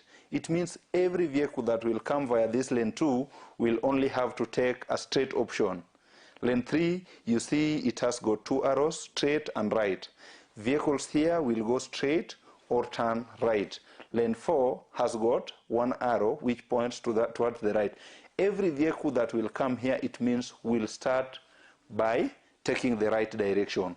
So this is an example of one way. And also this one is still a one way. This one is one way, this one is one way, yeah? If you look at this one way, the arrow also helps us something. It helps us also to know how to count the lanes of the road. If you want to count the lanes of the road, you will stand, face the direction indicated by the arrow, then you start counting from the left-hand side. Whereby, for instance, we use this road, all the arrows are facing this direction. Huh? If you stand face that direction from the left-hand side, we shall start counting lane 1, lane number 2, lane number 3, and then lane number 4. So this road has got 4 lanes. If you want to count the lanes on the other one here, we have lane 1, 2, 3. The arrow points this direction. From the left side, this one has got 3 lanes. So this one has got 4 lanes. This one is equal to this one. This one is one way to the left, one way to the right. This one is also equal to this one. So if you check, both this and this have got the same lanes. This and this have got the same lanes. So the only difference between this and this is the number of lanes. This one has got 4, this one has got 3. This one 4, this one 3. So that makes it different. So we are going to subdivide one way. Under one way, we are now going to have 2 different loads. So the subdivision A, we call it major road. Major to mean majority, to mean it is many. This one has got 4 lanes. This one we will call it minor road. Minor means less. This one is less, that's why we call it minor road. So it has got 3 lanes. So this one and this one, we will call them minor road. This one and this one, we will call them major road. But both major and minor are falling under one-way traffic road. Because if you get from the definition that we give to one-way traffic road, we said that one-way traffic road is a road with 2 or more lanes. All the lanes are allowing the flow of vehicles towards the same direction. So we now have one way, and we have the major and the minor. So let's see the two-way. Two-way is now here, this one here. Two-way, if you keep left, because our road, the rule of the roads in Kenya always tells us that we need to keep left. If you keep left, all the vehicles on the left side will be moving towards that direction. They are moving towards this direction, and these ones will now be moving towards this direction. Two-way traffic road or single carriageway. Single because it can only contain a vehicle at a time. Even if there are hundreds of them, they will just be following each other. So this is what we mean by two-way. These ones are moving towards this, these ones are moving towards this. There are 2 lanes, but each of the lanes are moving towards opposite direction. Now, after that introduction of the table, we now know the table, we know the kind of roads that we have. Another thing we need to know about the table is the features of the table. This table has got several features. It has got several features. These features, we need to know them, because if you fail to know the features of the table, then you can't know how to operate this road. And remember what we say, that this table is very, very much important, because it is whatever we've learned from this table that we are going to apply outside on the roads. So on this table, we have some features. We start with feature 1. We have the one-way traffic road. We've talked of it. The feature number 1, that is one-way traffic road, it has got several characteristics. 1, it is marked with white lines. If you walk around all the major, the one-way traffic roads, you'll find the color used in marking the lines is always white. You go to Superhighway, you move to Mombasa Road, move to Wayaki Way, move to Outer Ring Road, and all those. There are so many, there are several of them. They are marked with white. The white color has got meaning. If you find a line marked with white and it is continuous, that line means you cannot change lane, you cannot overtake. While white broken means you can change lane or you can overtake. For instance, we have white continuous line here. If your vehicle reaches here at this point, it means this vehicle has to stay on this lane. It cannot cross to the other lane, or it cannot overtake the traffic ahead of it. It has to stay on this lane. But when your vehicle is at a point where the road is broken, the line is broken, it means this vehicle can change from this lane to the other lane and change back, or it can overtake if there is a vehicle ahead of it.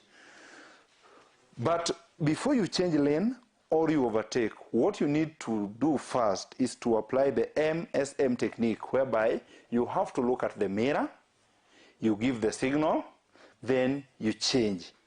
Mirror, signal, maneuver, MSM technique. Mirror, signal, maneuver. Every moment before changing lane, before overtaking, before stopping, before starting your car, you need to apply the MSM technique. It is a very important technique because it helps us reduces the accident. This is one of the things that our drivers have been doing. They just change the lane, they just overtake, they just stop without applying the use of the mirror. If you fail to apply that, maybe there is a vehicle besides you, and maybe there is a vehicle also overtaking you, and also you want to overtake at the same time without applying that, then you will get to hit each other, hence accident. Sometimes you just brake, and maybe the vehicle behind you was too close. Without looking at the mirror, it will come to hit you, then it will result to accident. So we always need to apply the MSM technique before that. So that is that. We've realized broken lines, we now understand what it stands for, and continuous lines, we understand what it stands for. So we want to go to feature number 2. Feature number 2 is two-way traffic road. Also, this two-way traffic road is marked with yellow lines, whereby yellow continuous line means no overtaking. Remember, the white continuous was meaning no changing of lane, no overtaking. Now yellow continuous lines means no overtaking, while yellow broken lines means you can overtake.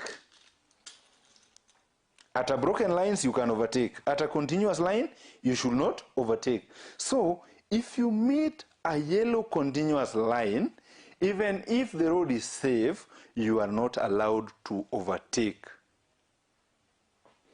At any point you meet a yellow continuous line, it means that point you are not allowed to overtake by whichever means.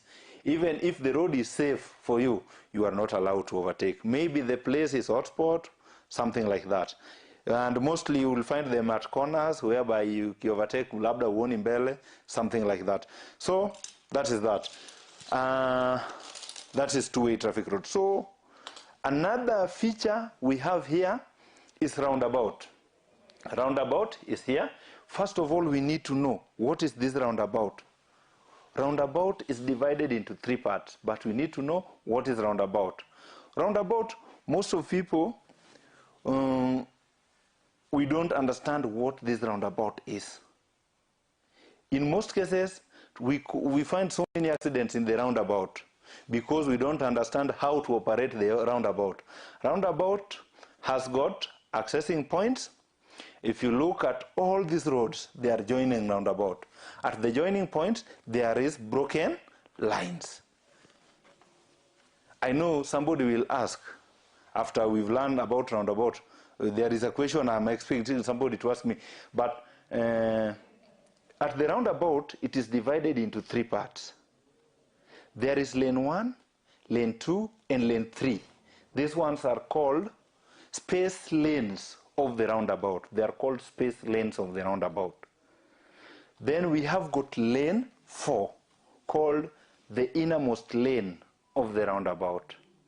And then we have this part here left by, at the center is called traffic island.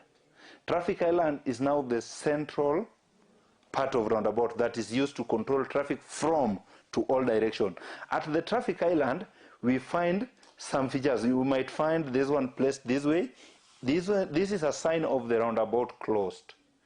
If you see this, this is a sign of roundabout closed. While roundabout is closed, not lane 1 is closed, not lane 2 is closed, not lane 3 is closed. The only closed lane is now the innermost lane. Then, if you find it this way, it means that is a sign of advertisement. There is something being advertised there at the roundabout. Then, if you find it this way, then it means that there is traffic officer in uniform controlling the traffic at the roundabout. And also there is this one at the far end of the roundabout. That one means traffic light controlling the roundabout. At the roundabout, there is traffic light and also there is a traffic officer. Traffic light goes in a sequence manner, whereby it lights red, it comes to red and amber, green, back to red, then kirudi juu. So traffic light, there is only at one point that you can ignore the traffic light, only well instructed by traffic officer in uniform. Ensure that the traffic officer that controls the roundabout there must be in uniform. If the traffic officer is not in uniform, then it's not acceptable that you follow whatever the traffic officer will tell you.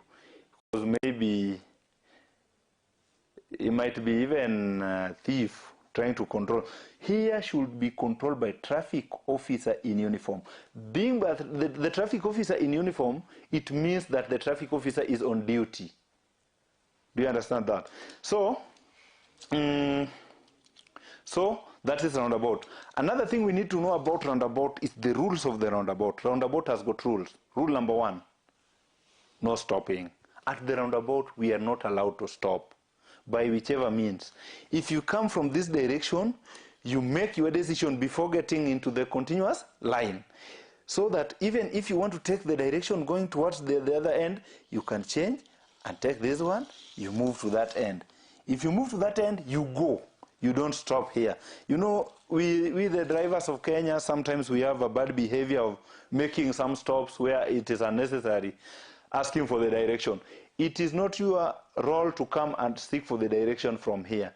Before you get here, at these arrows, there will be a banner with the directions. There are road signs that will give you the direction. Kuna advanced trunk-road directional signs and non-advanced trunk-road directional signs.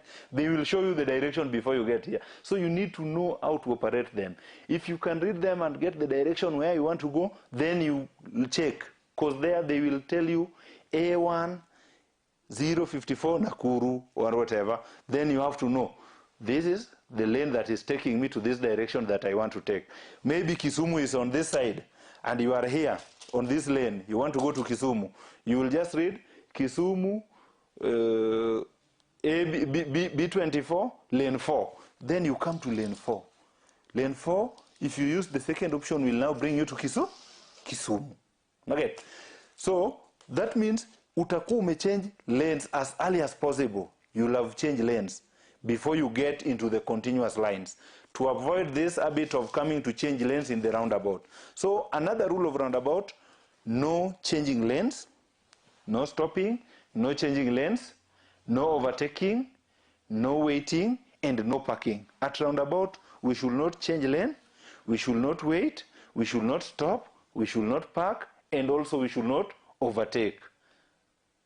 So those are now the rules of the roundabout. The rules of the roundabout is that no stopping, no waiting, no parking, no changing of lane, and also no overtaking. It has got 5 rules. Another rule that is there is that we should not reverse, but in real sense, we are not allowed to reverse anywhere on the road except from parking. Higher. That is that. Another thing about roundabout that we need to know is the causes of accident in the roundabout. There are common mistakes that there are common mistakes that we made as drivers at the roundabout. Common mistakes made by drivers while driving at the roundabout. Common mistake number 1, changing lanes in the roundabout.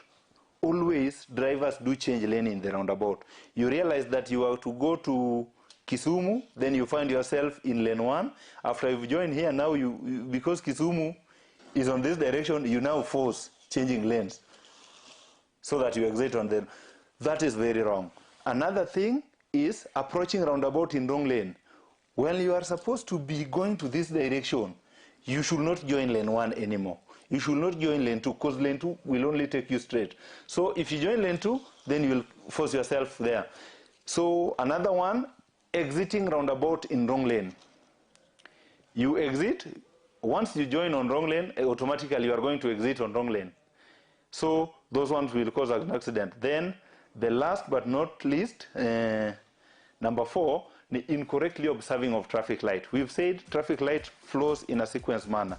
If it lights red, it means drivers to stop, pedestrians to cross. If it lights red and amber, it means drivers to get ready to go, pedestrians to get ready to stop. When it lights green, drivers to go, pedestrians to stop. Then from green, it will come back to amber. That means drivers to get ready to go, pedestrians to get ready to stop. Then if it lights red again, it means drivers to what? To stop. So that is that. Up to that point, I think we will meet after break. We are going for a break, then we shall meet after break. Thank you so much.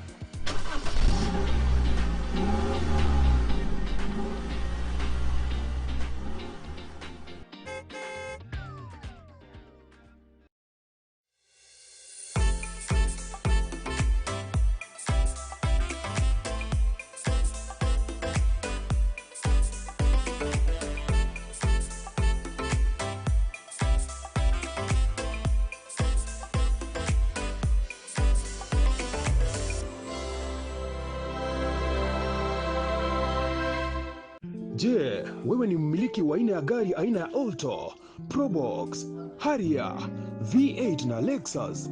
Jipatie brake pads kwa bei nafuu hivi sasa. Vilevile oil filters kwa gari aina ya Toyota na vilevile Subaru.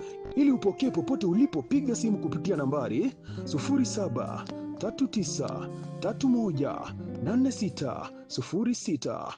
Mteja mpendwa, ni wakati sasa wa kujinyakulia aina ya flash disk kuanzia 8GB, 16GB na vilevile 32GB. Vilevile earphones, wireless headsets, unajipatia wireless microphones tofauti kwa bei nafuu. Yale ambayo unafaa kuyafanya hivi sasa ni kwamba unapiga simu kupitia nambari 0739318606. Yote unayapata kwa bei nafuu popote ulipo.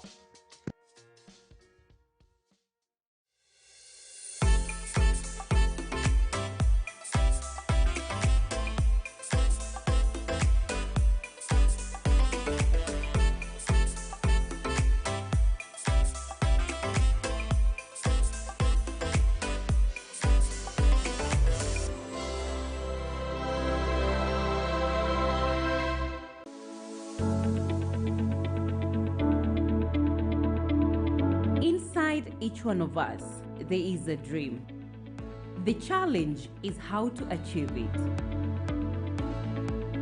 This journey will take inspiration, constant motivation, proper supervision, and strong connections.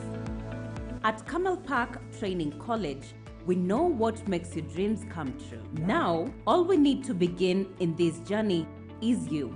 Enroll today in a variety of courses. Choose Camel Park Training College.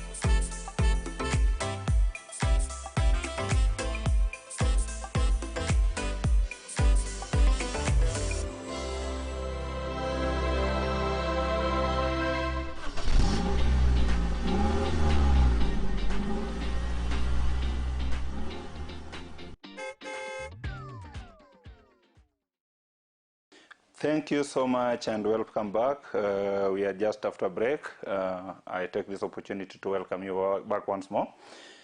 We were proceeding from where we left. I hope we are all enjoying the training that we are going through. Okay, so from where we left, we were looking at some of the features. So I'll just count the rest of the features. We have got exit from main road. We have features like yellow curbs. We have features like parking zones. We have features like pedestrian crossing. We have got the green field and all that. So that is that. So actually, when attending the class, you need to know all those features. If you know all those features, actually, you know, most of people do say that driving becomes a bit difficult or hard in a way. If you know the features, you know the lanes and lines, you know the options, then it will become a very easy thing for you. Scoring everything out of this table will be very easy. So from that, I want us to look at the options. At least we look at the options, because we were talking of options, and I know some people were not understanding what options is. This lane has got an option, and its option has got the code. Code itakusaidia tu kupanga na kujua vile zitakuwa zinapangwa hapo kwa meza. So let's use the code of that lane. We use the code of 2 to 1 to 2 to 4. Kuna gari imebaki? 2 to 1 to 2 to 4. These are now the options of this road. This 2124, 2124 is just a mode of ya kupanga hizi vitu, ndio usisahau. Ukifika kwa hizi lanes ujue tu lane 1 has got 2 options, lane 2 has got 1 option, lane 3 has got 2 options, lane 4 has got 4 options. These options represent the destinations of the lanes. So it does not mean that lane 1 will only contain 2 vehicles or whatever. It means lane 1 has got 2 options. It has got 2 plans. If you fail to go to option number 1, it has got also option number 2. Lane 1 has got only 2 destinations to take you. So we start by lane 1. It has got 2 options and 2 arrows. The first arrow tells us that we go straight. So from lane 1, we join lane 1 in the roundabout. We maintain lane 1 and go 0 degrees straight. Option number 2, we'll go to the left. Lane 1, stay on lane 1 and turn left. So both options from lane 1 has got only 2 directions, only 2 destinations to go, either to go straight or turn left. Every vehicle that will come via lane 1 will only have to go either straight or to turn left. But remember, there is something. If you come from lane 1, you join roundabout in lane 1 and exit with the same lane. Because remember, we said rules of roundabout, no changing of lane. So from lane 1, you lane 1, then you exit on the same lane. Lane 2 has got 1 option. Lane 2, join lane 2, maintain lane 2, go 0 degrees straight. Because arrow ni moja. Imesema tu tunaenda wapi? We are just going straight. So we've just from lane 2, we join lane 2, and we just proceed to the lane straight. Lane 3 has got 2 options. The first arrow tells us that we are supposed to go straight. 1, 2, 3. Lane 3, maintain lane 3, and go straight. Then, second option of lane 3, then it will turn right. Remember, we had got the major road and the minor road. So the second option of lane 3 will now leave major road going to minor road. The only difference between major road and minor road was the number of lanes, whereby here we had got 3 lanes, here we have got 4 lanes. So what we shall do, we shall use an arithmetic method of minus or additional. If we add, then we shall create imaginary lane to be our lane 1, lane 2, lane 3, then lane 4. If we subtract, then we shall start counting lane 4, 3, 2, then 1 sasa tuna. So if we use that kind of method, then we are going to have lane 3 at this point. So remember that arithmetic shall be only applied well from major road going to minor road only. So lane 3,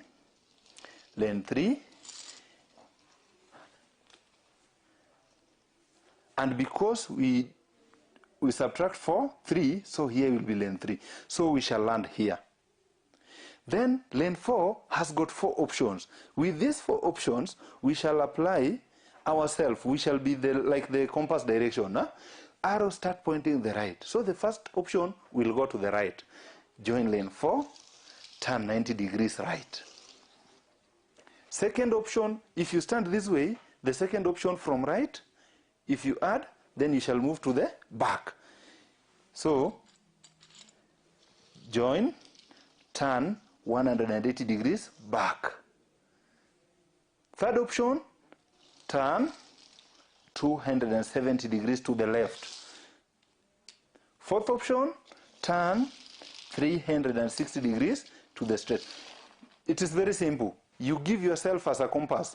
You start from right, back, left, then straight. So here the only option that is taking straight direction is the last option, and it has to go 360 degrees. It has to make a complete circle.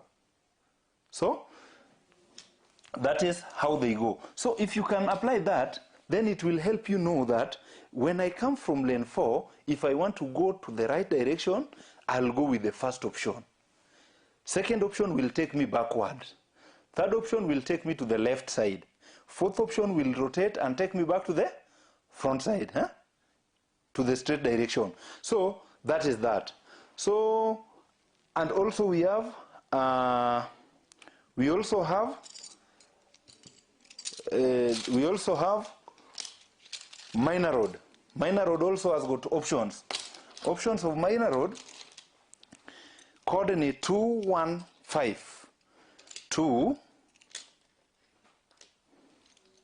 1, then 5. 2, 1, 5. Let me use the same color for easy identification.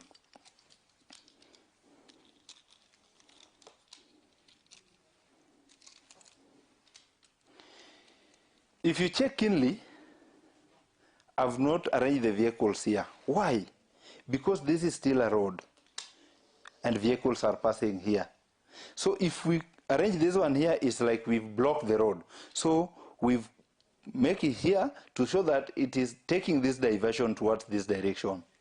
But still it has to give way so that the other vehicles can pass. It is not to block the road. So here we have got 3 lanes. Lane 1 has got 2 options. Lane 2 has got 1 option. Lane 3 has got 5 options. Lane 1, first option will go straight. Second option will turn 90 degrees to the left.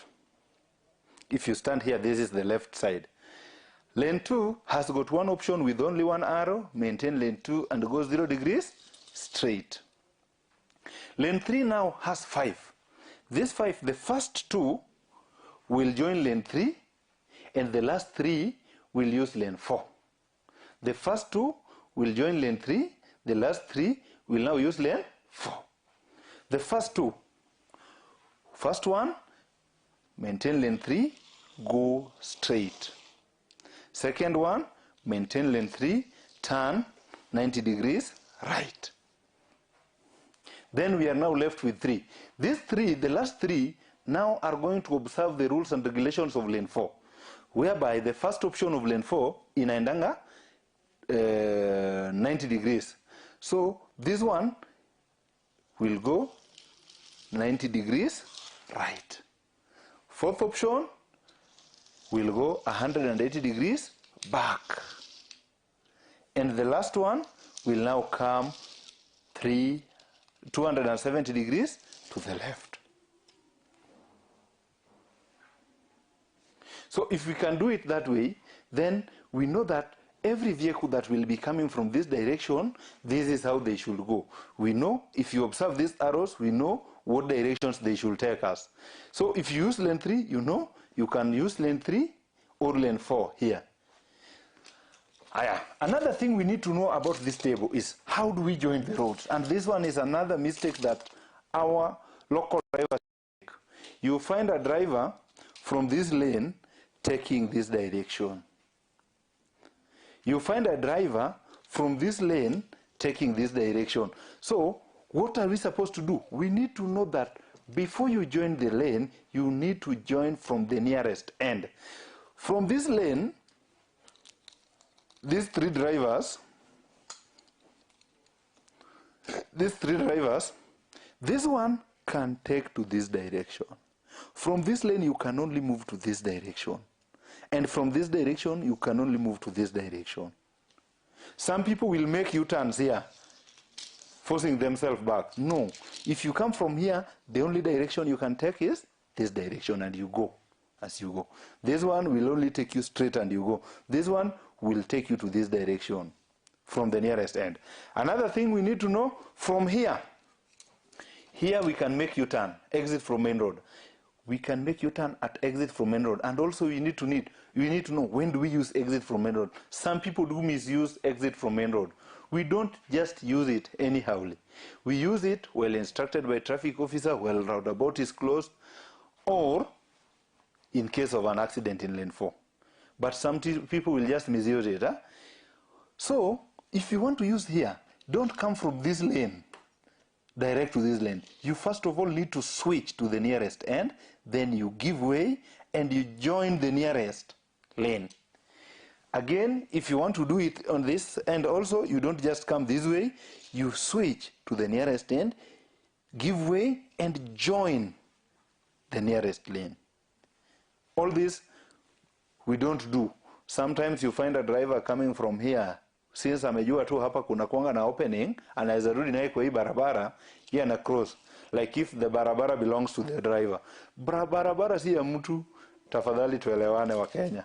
Barabara sio ya mtu. Even our former presidents, the 3 of them, doesn't owe the roads. So, the 4 of them, I mean, there is none of them who owes the road. So, you just need to observe the traffic rules and regulations accordingly. If it is a matter of joining, you join from the nearest end. Join here. Si ati unapita mpaka huku ndio sasa ulazimishe kurudi huku. We need to know exit of the road and joining points. If you join from here, you know vizuri kuna exit hapa. Ukiexit umejua vizuri unaenda huku. If ukiexit na hapa umejua vizuri unarudi. Tunaelewana? So that is what we need to do. Another thing, hii parking hapa ikuna entrance na exit. Ukiingia na hapa, you can park here, but ukitoka utatoka na huku. Hii pia itaingia na hapa, itoke na huku. Lakini some drivers wakimake kuingia na hapa, hawataki kutambua, wanaingia tu na huku. Mkigongana hapa, ni wewe uko na makosa, mwenye ametoka hii side. Ni wewe uko na makosa. Juu ya nini? Umeingia na wrong side. Sheria ya barabara inasema vizuri, you keep left. So even while in parking, you just keep your left. Mupitane tu hivyo. Because hapa kuna two-way traffic road hapa ndani. Ya barabara ya kuingiza na ya kutoa. So that is that up to there.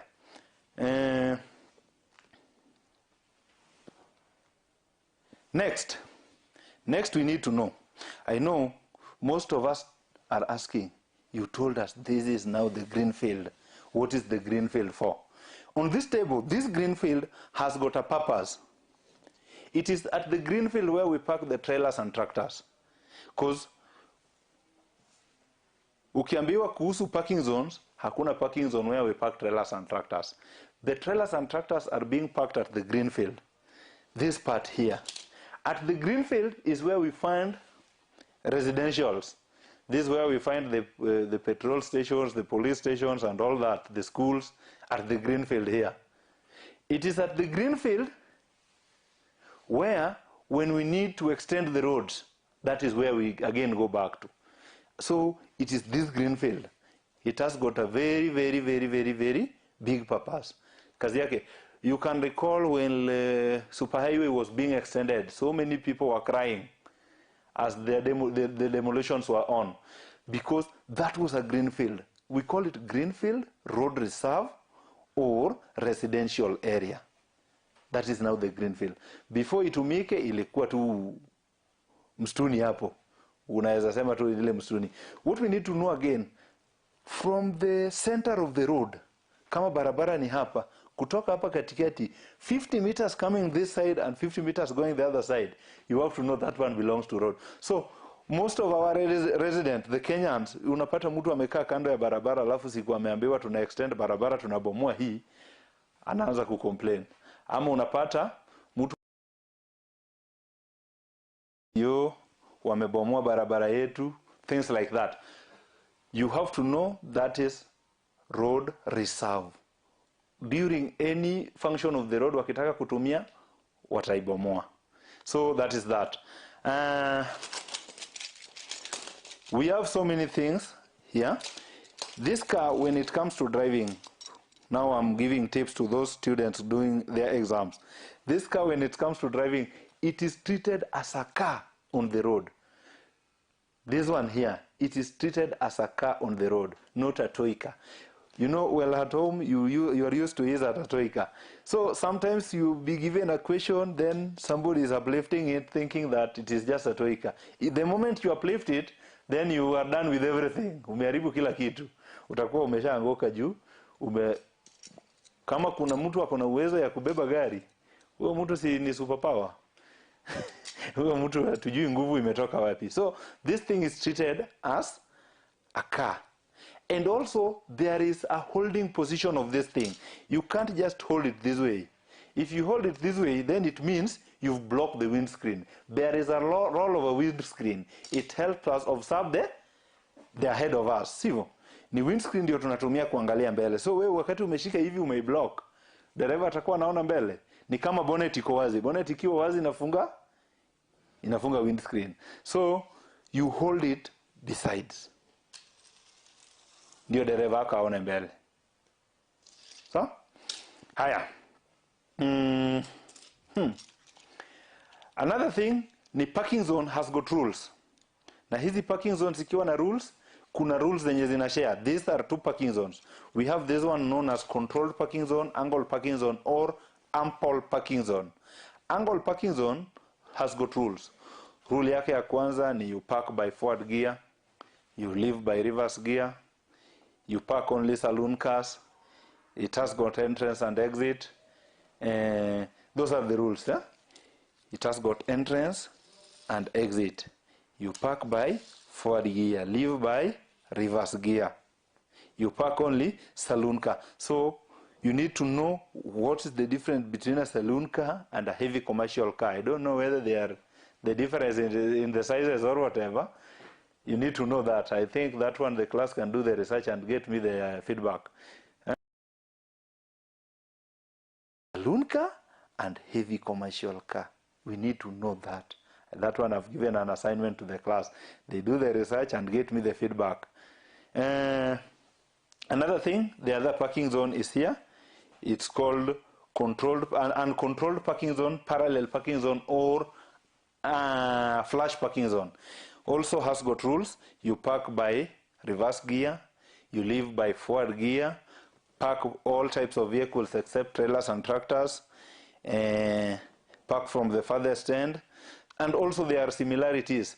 In both parking zones, they are managed by the county government. Hakuna parking zone inakuwa managed by the national government. Another similarity kwamba in both parking zones, they have got slots, the parking slots, or the yards or ranks. Huh? Another one, in both parking zones, you park from the farthest end. Another one, in both parking zones, you park motor vehicles. So all that is about the features of MTB. I think the only feature imebaki hapa so far ni yenye hatuja explain vizuri ni hii na hii. Oh, let's explain the pedestrian crossing. This pedestrian crossing, it is a section of the road. It is a section of the road mainly used by pedestrians as they cross the road safely. If you want to cross the road safely, pedestrians, we have something known as pedestrian guidelines. There are places where pedestrians should be used as they cross the road. You know, most of accidents, mtu akishagongwa ataanza kusema, oh, ulikuwa unaendesha mbio. Drivers pia also have got guidelines, but pedestrians also have got pedestrian guidelines. There are places where they should use the road. Drivers are being controlled by traffic signs. Kuna sign imemwambia keep maximum speed limit of 110. alafu una expect mtu akikuja na speed ya 110 ukicross barabara atasimama emergency brake akugonge, akose kukugonga, automatically the person will hit you. So we need to keep pedestrian guidelines. We need to know where should we cross the road and how should we cross that road.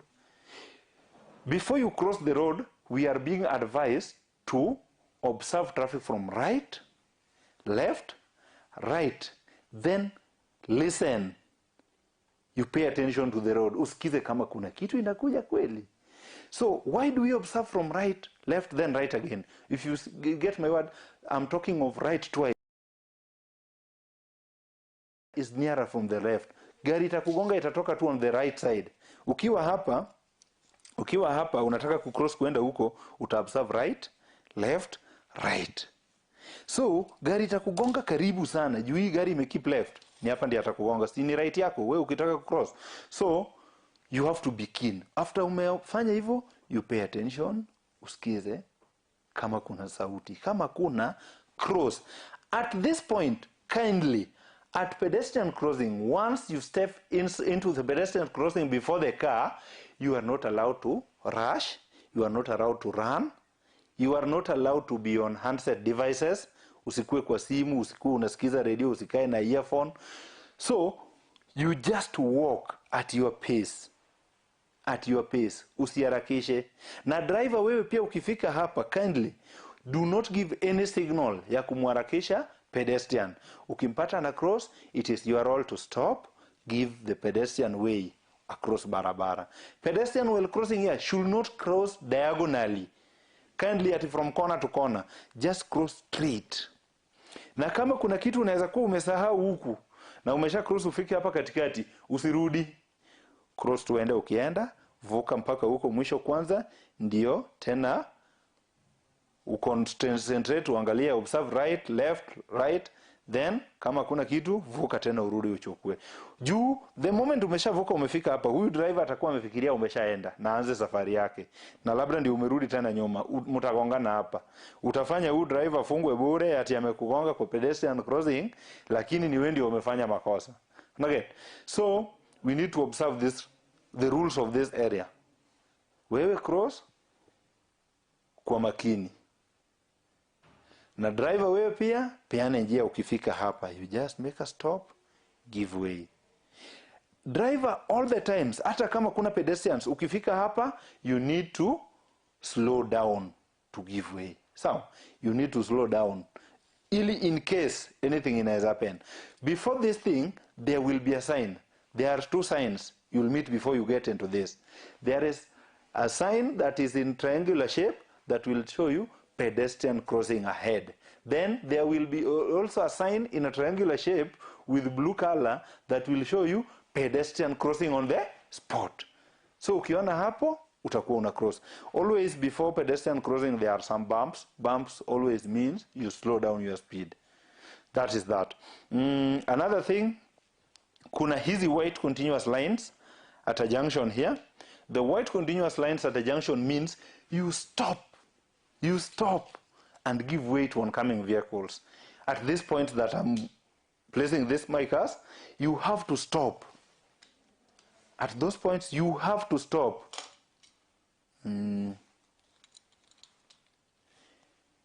If you meet continuous line at a junction, it means you stop.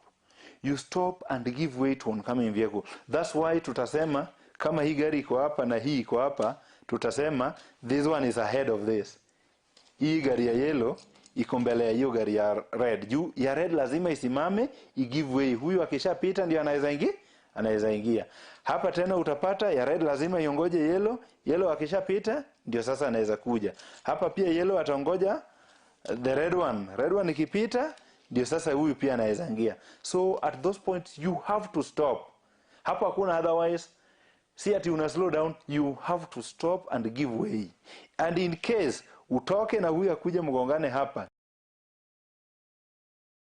what sign is that? That sign means you stop. And why didn't you stop? You get that? Haya, there is also this one's broken. This one here. This one here. This one is here. So at these broken ones, you give way. You give way. By giving way, it means you slow down, and when the vehicle ahead of you has gone, then you proceed with your safari. So I thank you so much for listening to my class. I hope you've enjoyed the Music licensing reimagined. I hope you've enjoyed the class. I thank you and welcome you back next time. This teaching was being given from Camel Park Training College. Camel Park Training College, we found ourselves at Kyogoro. That's our headquarters, at Kyogoro. You come to Camel Park Hotel. There we also have a college inside. You can visit at there. Also, we have an office at Nyanturago branch, and also we have an office at Riamu. We are located within Kisii County. We are also expecting to expand more. We offer so many courses, not only driving, but we also offer courses such as cosmetology. We offer the cosmetology, we offer the automotive engineering, electrical, we offer the driving, part of it. We offer the media. We have so many. You can visit us at that area, and also you can contact us using the number 0755 386 594. 0755 386 594. That is the number that you can reach our office. I thank you so much, and I believe we shall be joining this journey and work together. Thank you so much. May God bless you people. Hope we shall meet next time. Bye.